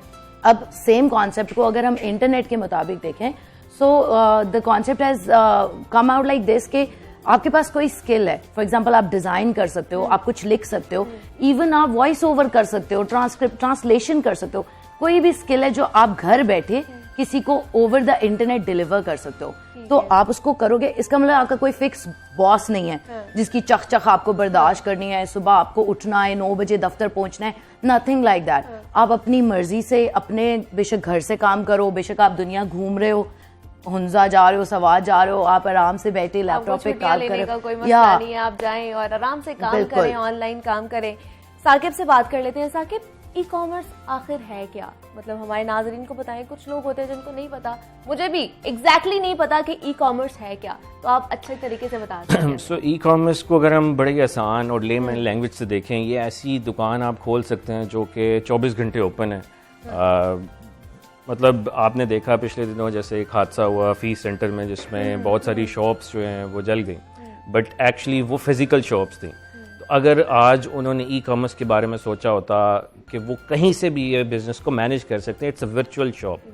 तो ऐसी दुकान जो कि एक ऐसा प्लाजा जिसके अंदर मल्टीपल दुकानें हैं, जैसे दराज है जिसके अंदर हर कोई अपनी शॉप खोल सकता है, इसी तरह से दुनिया में भी बड़ी बड़ी मार्केट प्लेसेस हैं, अमेज़न है, ईबे है, ये इनको लेमन लैंग्वेज में हम लोग कहेंगे ये प्लाजाज हैं। तो आप उसके अंदर अपनी शॉप्स खोल सकते हैं। जैसे लाहौर में पैकेजेस मॉल है, इसके अंदर आप फिजिकल खोलते हैं, बट आप वर्चुअल प्लाजो में भी एक शॉप्स को खोला जा सकता है जिसमें लाखों करोड़ों लोग आ रहे हैं। तो किस तरह इस पर कारोबार किया जा सकता है?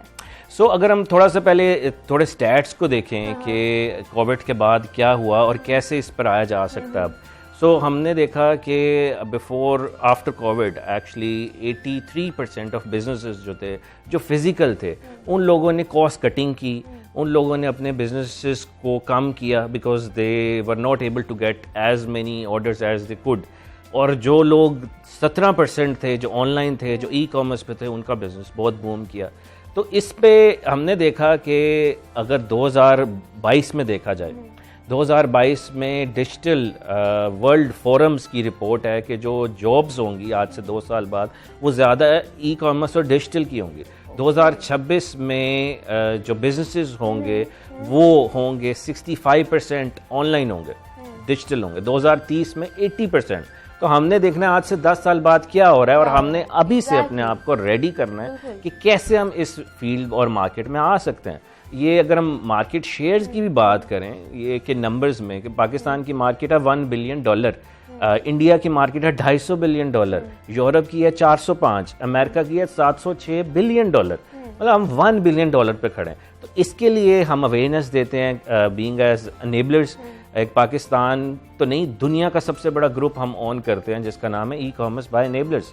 उसमें हर क्वेश्चन जो भी कोई करना चाहता है, वो ई कॉमर्स के बारे में क्वेश्चन पूछना चाहता है, उसको हम 60 सेकंड में आंसर करते हैं। हम 70 वर्क स्ट्रीम्स देते हैं डिफरेंट टाइप्स की कि एक बंदा जो घर में बैठा है या फीमेल्स हैं या हाउसवाइफ हैं, वो अगर काम करना चाहें वो फ्री वीडियोस लेकर अर्न कर सकती हैं, सीख सकती हैं। 70 वेज ऑफ अर्निंग, मतलब 40-50 हज़ार मिनट्स की वीडियोस हैं।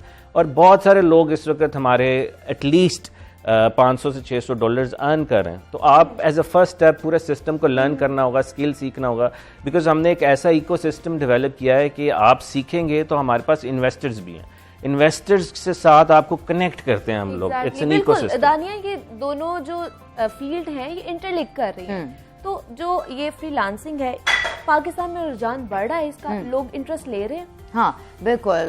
कोविड से पहले भी जैसे आपने बताया कि फोर्ब्स के रेटिंग के अकॉर्डिंग पाकिस्तान रैंक्स 4th इन फ्रीलांसिंग। कोविड से पहले भी था, बट कोविड के बाद तो बहुत ज्यादा रुझान इंक्रीज हो गया फ्रीलांसिंग का, because people got nothing to do. उनके जॉब्स चले गए हैं, वो घर में बैठे हैं, चाहे वो स्टूडेंट है चाहे वो प्रोफेशनल है।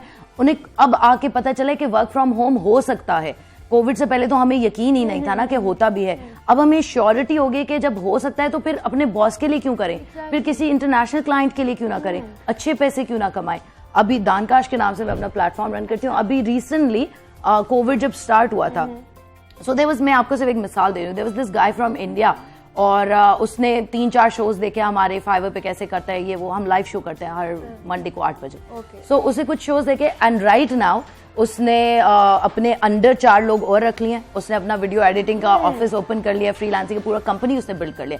So freelancing is a business, ये सिर्फ एक जॉब का अल्टरनेटिव नहीं है। ये हर कोई कर सकता है। हाँ, कोई भी बंदा जिसको कोई स्किल आती हो, अगर स्किल नहीं आती तो स्किल इजीली सीखी जा सकती है। जैसे ये सिखा रहे हैं, हम सिखा रहे हैं और बहुत सारे लोग सिखाते हैं। सो स्किल आप सीख लेते हो और आप उसको आपने मार्केट में बस लोगों को ऑफर करना है और इजीली आप 2.5-3 लाख रुपया महीने का कमा सकते हो एज ए फ्रीलांसर। और आप उसको जितना मर्जी बढ़ाना चाहो आप बढ़ा लो। तो उसके अंदर कोई लिमिट नहीं है, आपकी ग्रोथ इनकम की इन्फिनिट है। एग्जैक्टली बिल्कुल ऐसे ही है। इंटरलिंक करते हैं। साथ ही मुझे बताइए मिनिमम कितनी इन्वेस्टमेंट चाहिए होती है इस साइट पे आने के लिए? इसमें देखें कि इन्वेस्टमेंट जो कि 2 तरह के लोग हैं, एक वो हैं जिनके पास इन्वेस्टमेंट है, एक वो हैं जिनके पास कुछ नहीं है। अब जिनके पास इन्वेस्टमेंट है वो तो डिफरेंट टाइप्स की प्रोडक्ट्स को सेल कर सकते हैं, डिफरेंट मॉडल्स पे जा सकते हैं। बट जिनके पास इन्वेस्टमेंट नहीं है उनको क्या करना चाहिए? उनको स्किल सीखने चाहिए कि क्या क्या मार्केट प्लेसेस हैं जहाँ पे इस चीज़ की डिमांड है। फॉर एग्जाम्पल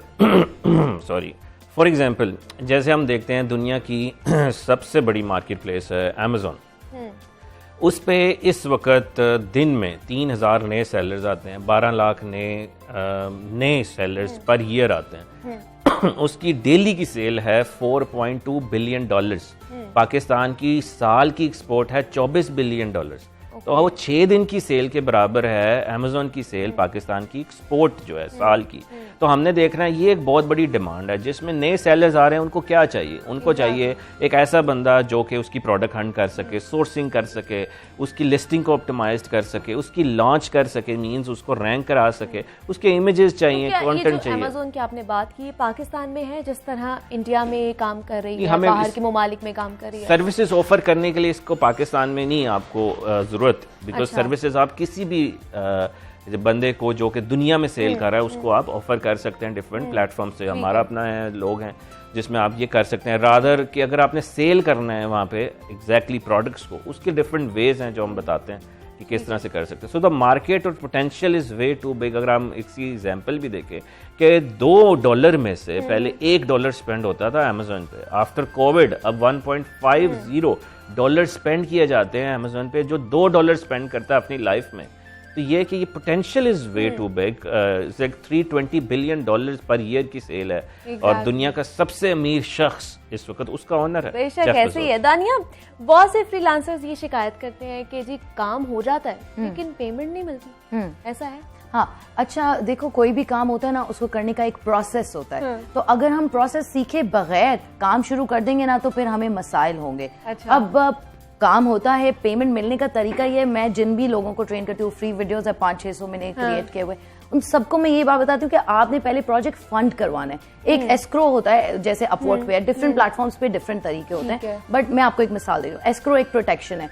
एस्क्रो के अंदर जब काम शुरू हो रहा है ना तो क्लाइंट ने पैसे फंड कर देने हैं। अब वो पैसे ना क्लाइंट के हैं ना फ्रीलांसर के हैं, वो एस्क्रो के पास हैं। जब फ्रीलांसर काम दे देगा तो एस्क्रो उसको पैसे दे देगा। लेकिन गलती वहां आती है जहां हम काम के लिए डेस्परेट हो जाते हैं कि बस मुझे कोई भी काम दे दे, बस दे दे सही। हमने कोई एनडीए साइन नहीं किया, कोई पेमेंट फंड नहीं करवाई, अपनी ड्यू डिलिजेंस हमने नहीं की, तो हमें नुकसान जरूर होगा। इस तरह बेशक आप फिजिकल मार्केट में भी काम कर रहे हैं, कोई आके आपको कहे यार मुझे ये कप दे दो, आप मैं तुम्हें पैसे कल दे दूंगा, आप उसके साथ कोई लिखत पढ़त करेंगे तो आप सेफ हैं, नहीं करेंगे तो यू नॉट सेफ। सो कुछ प्रोसेस होते हैं, उनको आपने फॉलो करना होता है ओवर द इयर्स। हमने जो क्या ऑर्डर और पेमेंट का क्या तरीका कार क्या होता है, किस तरह मतलब होता है? आपको मुश्किलात आती हैं कि ऑर्डर चला गया लेकिन पेमेंट नहीं आई? हाँ, नहीं होता ना, मैं आपको बता रही हूँ, अगर आप प्रोसेस को फॉलो करेंगे फिर नहीं होगा। अगर आपने पेमेंट एस्क्रो करवा लिया है then you are not facing any issue. उसके अलावा और तरीके होते हैं, जैसे अर्ली जॉब होती है। अर्ली जॉब में होता है आप जितने घंटे काम करोगे उतने घंटे का आपको पेमेंट मिलेगा। कोई $10 एन आवर चार्ज करता है, कोई $50, $100-150 एन आवर भी लोग चार्ज करते हैं और उनको मिलते हैं। बट अगेन एक प्रोसेस है, अगर आपको नहीं पता तो आप किसी से पूछ लो, आप उन एक्सपर्ट से सीख लो जो ऑलरेडी कर रहे हैं। लेकिन अगर आप प्रोसेस को फॉलो करेंगे आप सेफ हैं। साकिब, ई कॉमर्स में भी पेमेंट का मसला होता है कि नहीं? इसमें जैसे I think I agree escrow is risk free एक प्लेटफॉर्म है जिसमें आप एडवांस में पेमेंट लेते हैं, but usually what we encourage is कि हमेशा जब भी किसी के साथ काम करें वन टाइम फीस ज़रूर पहले लें बिफोर यू स्टार्ट इट। और ऑब्वियसली क्योंकि आप किसी की सर्विसेज यूज़ कर रहे हैं, अगर वो आपको नहीं पे करेगा तो आपके पास एटलीस्ट वन टाइम फ़ी तो ज़रूर मौजूद होगी। लेकिन बीइंग एज अ सेलर, अगर आप किसी मार्केट प्लेस में सेल कर रहे हैं तो आपको तो 15 दिन 30 दिन बाद पैसे मौजूद होते हैं, आपको मिलते हैं, जो कि एक बाई वीकली सिस्टम होता है। तो ये there are many ways to secure ourselves. अगर दराज में ये तो हमने बात कर ली, फ्रॉड का भी कुछ मसला होता है, मतलब आते हैं ऐसे, क्योंकि हमने देखे हैं, हम लोग देखते कुछ है लेकिन आ कुछ जाता है। इसका बहुत ही बेसिकली ये ज्यादा, तो अगर हम देखें, अगर दुनिया की बात करें, रिसेंट सर्वे जो यूज किया गया जिसमें कहा गया कि डू यू ट्रस्ट Amazon और do you trust Donald Trump, ये सर्वे था, because Amazon is an e-commerce platform. तो 66% लोगों ने कहा आई ट्रस्ट Amazon और 34 ने कहा I trust Donald Trump. So हमने देखा कि ई-कॉमर्स का ट्रस्ट वहाँ कितना है as compare to Pakistan, because वहाँ पर दिखाई जो जाती है वो आती है, यहाँ पर नहीं दिखाई जो जाती है वो नहीं आती। इसको ठीक कैसे करना है, क्योंकि हमने देखा कि यहाँ कोई अवॉर्डिंग, वो कहते हैं ना, एसोसिएशन ही नहीं है कि अगर किसी ने ई कॉमर्स को सेल कर, प्रोडक्ट सेल करनी है, आज मैं अपनी वेबसाइट बनाऊं, कुछ भी लगा दूं और सेल करूं, फेसबुक पे पेज बनाऊं, कुछ भी लगा दूं तो सेल करूं। हमें जैसे पाकिस्तान में चैम्बर ऑफ कॉमर्सेज हैं, तो क्या पाकिस्तान की जो पॉलिसीज हैं वो सपोर्ट करती हैं ई कॉमर्स और ये फ्रीलांसिंग? करती जरूर हैं, इसकी इम्प्लीमेंटेशन जो है वो बहुत जरूरी है। जैसे एक एसोसिएशन होनी चाहिए, चैम्बर ऑफ ई कॉमर्स, जिसके अंदर जिसने भी पाकिस्तान में सेल करनी है पहले वो अपने आप को रजिस्टर्ड करे एक प्लेटफॉर्म पे, रादर कि मैं आज उठाऊं, सुबह उठ के वेबसाइट बनाई है और प्रोडक्ट लगा दिया और कुछ भी दिखा दिया और भेजा कुछ नहीं है, तो वो तो मतलब लोगों का ट्रस्ट तो नहीं आएगा उस पर डेफिनेटली। तो इस चीज को ठीक करने के लिए ऑब्वियसली बहुत जरूरी है। हाँ, मेरे साथ खुद हुआ, एक दफा मैंने दराज से कुछ प्रोडक्ट ऑर्डर करी, दराज से नहीं आया, किसी और से की होगी, मैंने प्रोडक्ट ऑर्डर करी अपने लिए, ये कार्डिगन शॉल नहीं होती बड़ी खूबसूरत, मैंने कही मैं लूंगी, और जब उन्होंने मुझे भी इतना बड़ा हुड, लाइक उसमें मेरे जैसे 50 लोग आ जाएंगे। सो होता है, लेकिन जिस तरह इन्होंने बात करी कि Amazon is a trusted market place, लेकिन पाकिस्तान के अंदर इस तरह का कोई ट्रस्टेड मार्केट प्लेस हमारे पास एग्जिस्ट नहीं करता। दराज है, ओके फाइन है, लेकिन जैसे ये बात करें कि अगर कोई बॉडीज होंगे ना ओवरलुक करने के लिए कि कौन इंटरनेट पे बेच सकता है, क्या तरीका है, रजिस्ट्रेशन किधर है कंपनी का, ये नहीं कि बस किसी ने भी फेसबुक पेज बनाया, इंस्टाग्राम पेज बनाया, बेचना शुरू कर दिया और लोगों को फूल आउट कर रहे हैं। सो अभी पाकिस्तान के अंदर ये कुछ अरसा फिर भी रहेगा ट्रस्ट इश्यूज। मेरे साथ जो हुआ है, मतलब मैं अपने आप को बड़ा एक्सपर्ट समझ हूँ, मेरे साथ हो गया, किसी के साथ भी हो सकता है। सो जब तक हमारी ये मार्केट फिल्टर नहीं हो जाती ना, फ्रॉडुलेंट्स बीच में से निकल जाएंगे, एक टाइम होता है हर चीज का, टाइम लगता है कि 5 साल लगेंगे, 6 साल लगेंगे, लेकिन हमें पता चल जाएगा these are the people that we can actually trust, और ये बाकी इसके अलावा मिस है। तो ये तो आपका इसकी तरफ किस तरह इंटरेस्ट बढ़ा, फ्रीलांसिंग करनी है? यार ये बड़ी लंबी कहानी है एक्चुअली, बट शॉर्ट में आपको बताने की कोशिश करती हूँ। When I came to Lahore, मुझे इश्क हो गया ना काशिफ से, हमने शादी कर लिया। सो राइट आफ्टर शादी हमारा फाइनेंशियल क्रंच हो गया। लाइक तुम यकीन करो कि मैं इस्लामाबाद से आई हुई, मैं गोल्ड मेडलिस्ट थी यूके से, और मेरे पास रोटी खाने के पैसे नहीं, और साथ में मुझे पता चला कि मैं एक्सपेक्ट कर रही हूँ, ठीक है, अब मैं एक्सपेक्ट कर रही हूँ, ना दवाई के पैसे, ना चेकअप के करना क्या है, और एक सिंगल मैट्रेस था हमारे पास टोटल, लाहौर की गर्मी, पंखा चलता नहीं। और काशी मुझे कहा तुम्हारी अंग्रेजी अच्छी है, तुम फ्रीलांस राइटिंग करो। मैंने कहा भाई क्या होती है फ्रीलांस राइटिंग? मुझे तो इंटरनेट इस्तेमाल ही नहीं करना आता था। मतलब होते ना, वो है दिल के लिए मौत, मशीनों की हुकूमत, एहसास मुरव्वत को कुचल देते हैं हालात। मैं उस तरह की बंदी थी कि मुझे मशीनों से नफरत थी। अच्छा, लेकिन वो कहते सर पे पड़ी तो अब और क्या करना, हाँ तो अब कर, और कोई ऑप्शन ही नहीं था ना।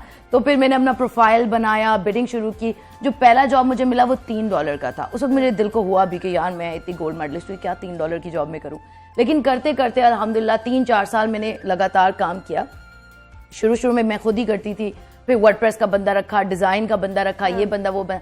अब हमारी यूएस के अंदर एजेंसी है, LLC है, गवर्नमेंट से सर्टिफाइड है। पाकिस्तान के अंदर अल्हम्दुलिल्लाह दानकाश चला रहे हैं और काफी सारे बिजनेसेस मल्टीपल चला रहे हैं। So you have to take a start. ये मैं किसी को भी नहीं कहूंगी कि ओवरनाइट आप कामयाब हो। तो कोई बंदा आपको कहना ना आप आज शुरू करोगे सुबह आप मिलियनर होगे, आपको झूठ बोल नहीं, ऐसे ही है। So you have to take आपको क्या some लगता है? small steps. बिल्कुल ऐसे ही है। साकिब, आपको क्या लगता है कि अगले 5 साल में कहाँ ये जाएगी इंडस्ट्री जो ई कॉमर्स? देखिए, मैं 15 साल बाद इंग्लैंड से मूव किया Pakistan, being as a British citizen. So मैं इस एम के साथ मूव किया कि पाकिस्तान को हम ई कॉमर्स हब बनाएंगे।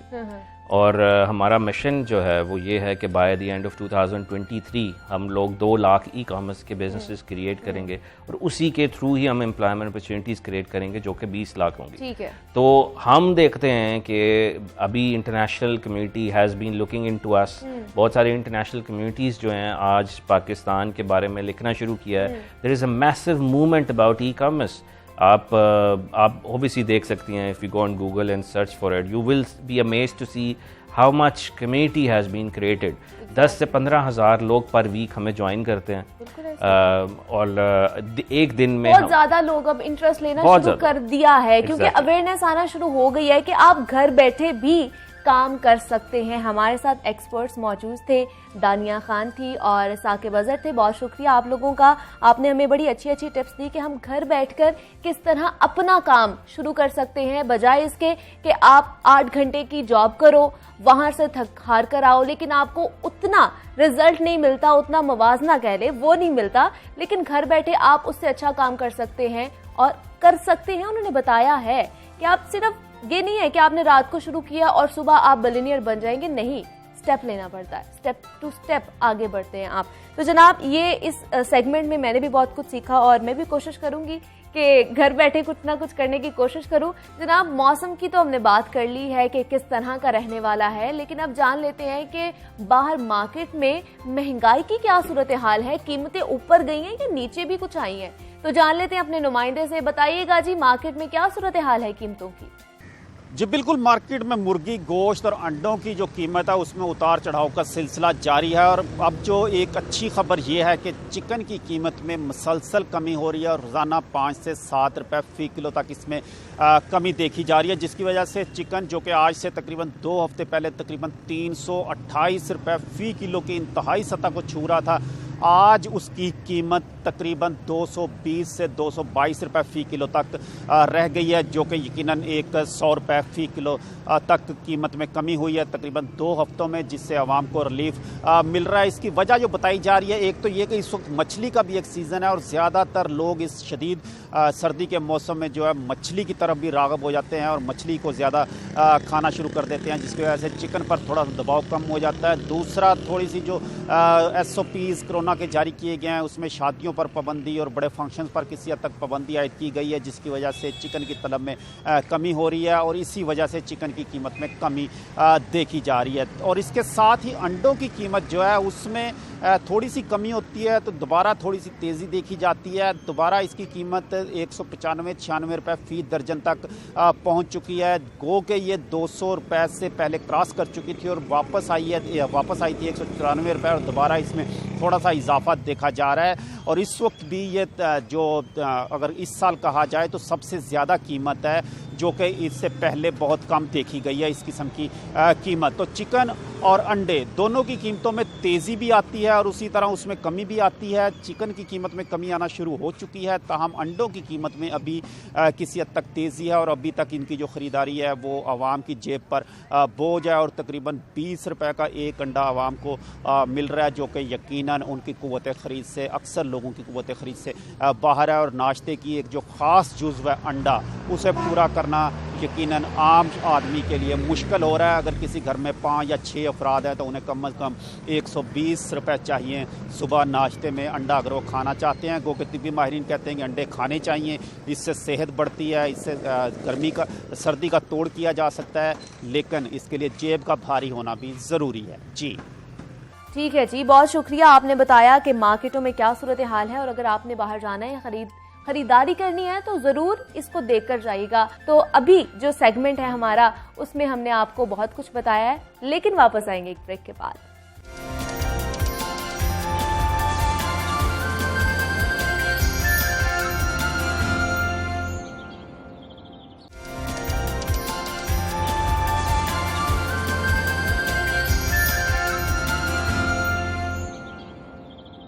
नाज़रीन, कहा जाता है कि पाकिस्तान में बहुत सा टैलेंट है, तो आज हमने उस टैलेंट पर ही बात करनी है और उस टैलेंट से ही बात करनी है। तो नाज़रीन, हम अक्सर बात करते हैं कि पाकिस्तानी सरजमीन टैलेंट के हवाले से बहुत ज़रखेज़ है। पाकिस्तान में ऐसा टैलेंट मौजूद है कि देखने वाले दंग रह जाते हैं। नाज़रीन, सर इंसानी जिस्म का बहुत ही नाजुक हिस्सा समझा जाता है। हर किसी की कोशिश होती है कि सर वाले हिस्से पर कभी कोई चोट ना लगे। लेकिन पाकिस्तान में ऐसा नौजवान भी मौजूद है जो अपने सर से ऐसी ऐसी चीजें तोड़ सकता है जो हथौड़े से भी नहीं टूट सकती। जी तो हम बात कर रहे हैं पाकिस्तानी जिम्नास्टर मोहम्मद राशिद नसीम की, जिन्होंने एक नहीं, दो नहीं, बल्कि 3 नहीं 30 से ज्यादा गिनीज वर्ल्ड रिकॉर्ड बनाकर पूरी दुनिया को हैरान कर रखा है।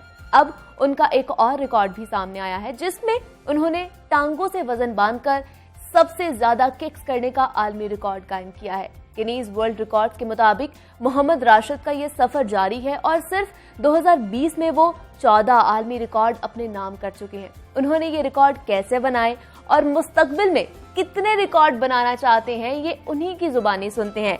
राशिद, बहुत शुक्रिया आपका, आपने हमें वक्त दिया। स्काइप पर मौजूद है राशिद हमारे साथ। राशिद, पहले तो आपको बहुत बहुत मुबारक हो कि आपने एक और रिकॉर्ड अपने नाम कर लिया है। बताइएगा कैसा महसूस हो रहा है, कैसी फीलिंग है आपकी?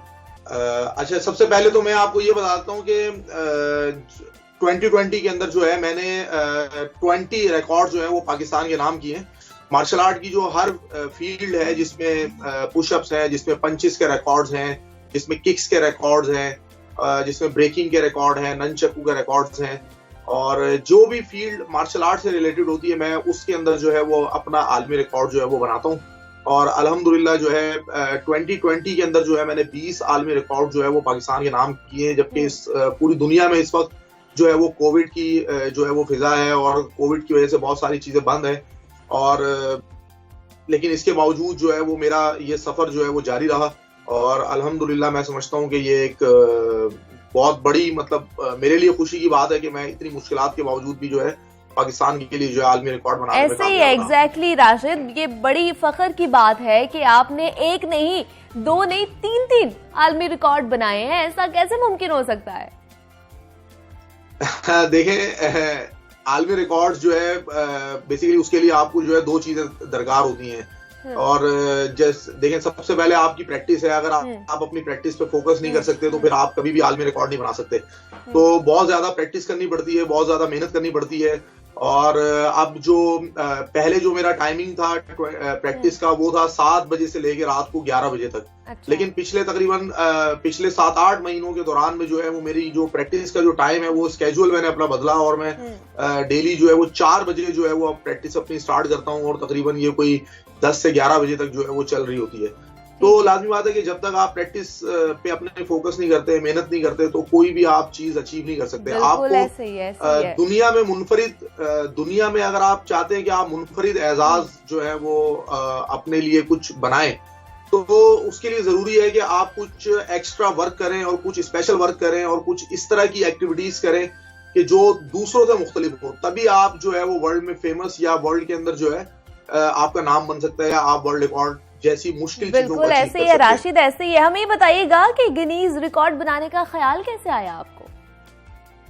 गिनीज वर्ल्ड रिकॉर्ड में 2004-5 के अंदर 3 के अंदर मेरे ख्याल में मैंने एक टीवी का एक शो देखा था। अच्छा। और उसमें एक वर्ल्ड रिकॉर्ड बनाया गया तो मार्शल आर्ट के हवाले से, तो मुझे बड़ा वो हुआ कि यार मुझे जो है वो आलमी रिकॉर्ड बनाना चाहिए। उस वक्त मैंने कंग फू तुआ की जो है एक वर्ल्ड चैंपियनशिप जो है वो खेली हुई थी ईरान के अंदर, और इसके अलावा काफी नेशनल चैंपियनशिप्स और फुल बॉडी कांटेक्ट के मुकाबले, किक बॉक्सिंग की चैंपियनशिप्स काफी खेल चुका था।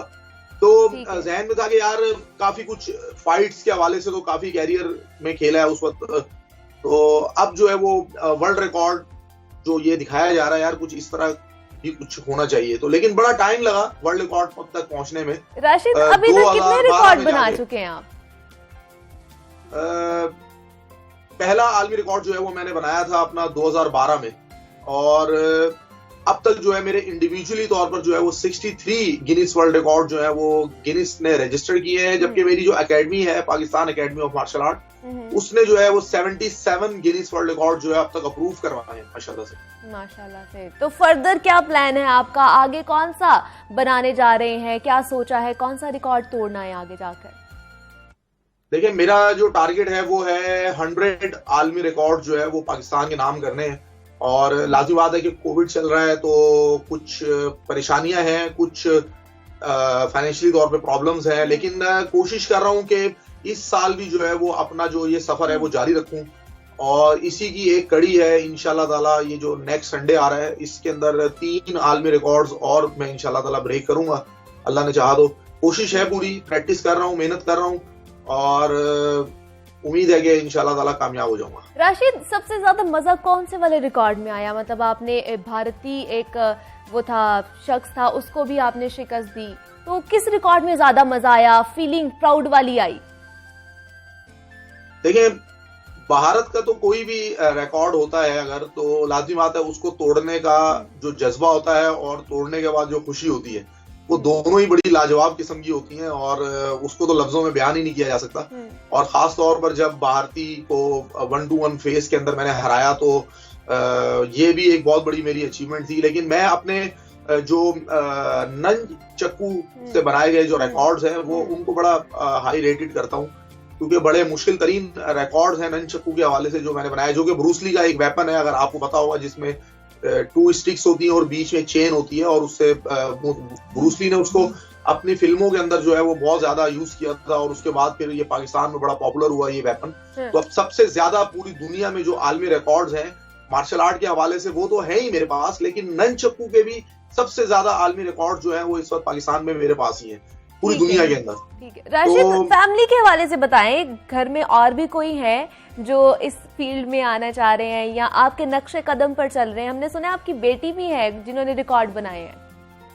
जी अल्हम्दुलिल्लाह, मेरी बेटी है माशाल्लाह से, और बेटी है उसने दुनिया की सबसे कम उम्र जो है वो मार्शल आर्ट की जो लड़की है उसका एजाज उसने हासिल किया, जिसने गिनीज वर्ल्ड रिकॉर्ड के अंदर अपना नाम लिखवाया है। और उसने जो है वो 7 साल की उसकी एज थी, और जब उसने जो है ये आलमी रिकॉर्ड तोड़ा जिसके अंदर शुरुती एस है उसको उसने बीट किया था। उसकी अल्टरनेट एल्बो स्ट्राइक्स के मुकाबले में जो है वो तकरीबन 30 से 35 एल्बो स्ट्राइक्स ज्यादा मारी थी उसने।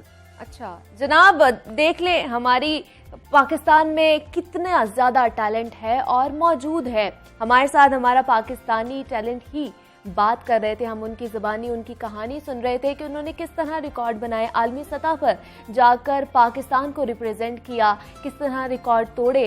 राशिद नसीम हमारे साथ मौजूद थे, आपका बहुत शुक्रिया राशिद। और जनाब, पाकिस्तान में बहुत सारा टैलेंट मौजूद है जिसको सिर्फ प्लेटफॉर्म चाहिए, जिसको सिर्फ एक बूस्ट चाहिए, एक सपोर्ट चाहिए, जो हम कर सकते हैं अपने पाकिस्तान के लिए, उनके लोगों के लिए। राशिद नसीम जैसे और भी बहुत से लोग हमारे सामने आएंगे, लेकिन सिर्फ प्लेटफॉर्म चाहिए उन लोगों को।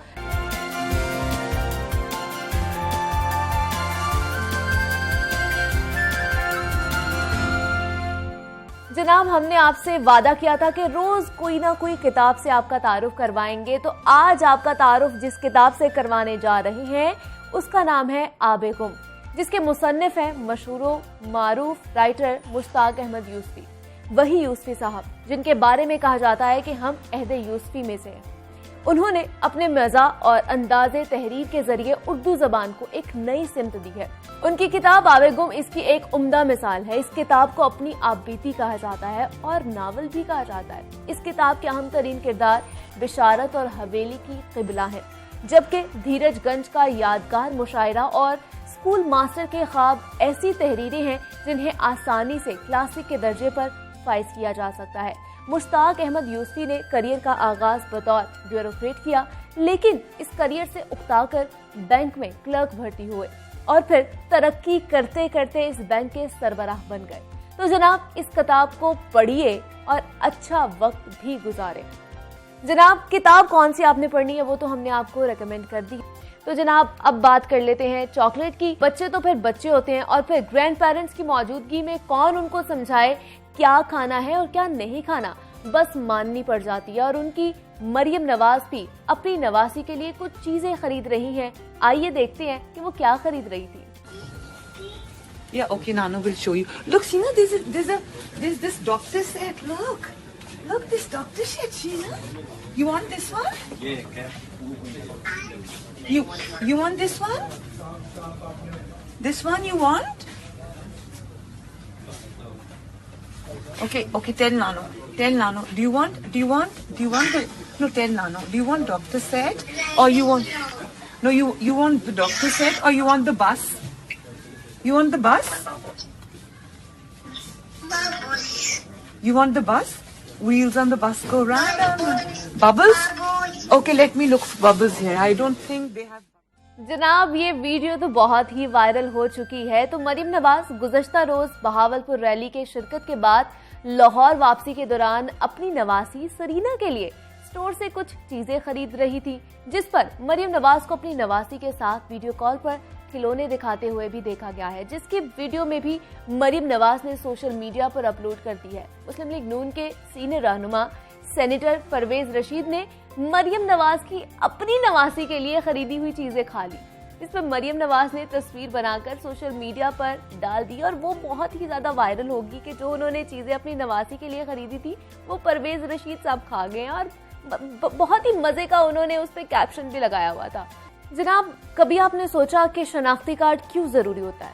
जब भी हम शनाख्ती कार्ड बनवाने का सोचते हैं तो हमारे जहन में एक ही चीज आती है और वो ये है कि लंबी लंबी कतारें लगी होंगी। और जनाब, ये हमको चाहते या ना चाहते हुए भी बनवाना ही पड़ता है।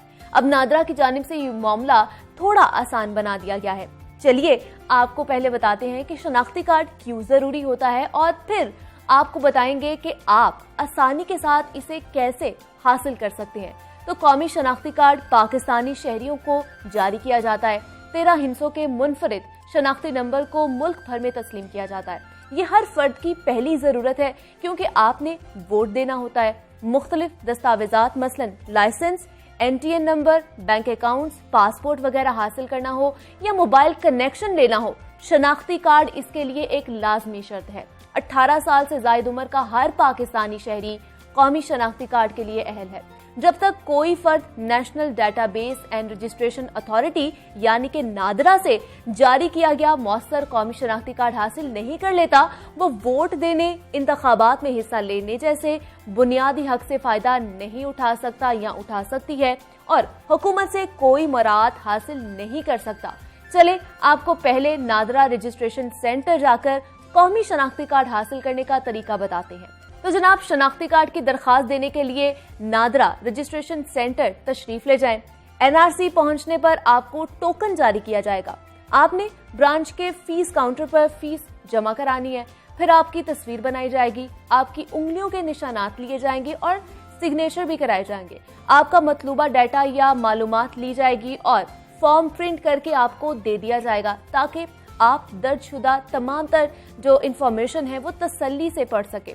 उसके बाद दरखास्त फॉर्म का एक प्रिंट आपको दे दिया जाता है। फॉर्म में दर्ज मालूमात अगर दुरुस्त हो तो गजेटेड ऑफिसर से इसकी तस्दीक कराएं और फॉर्म वापस जमा करा दें।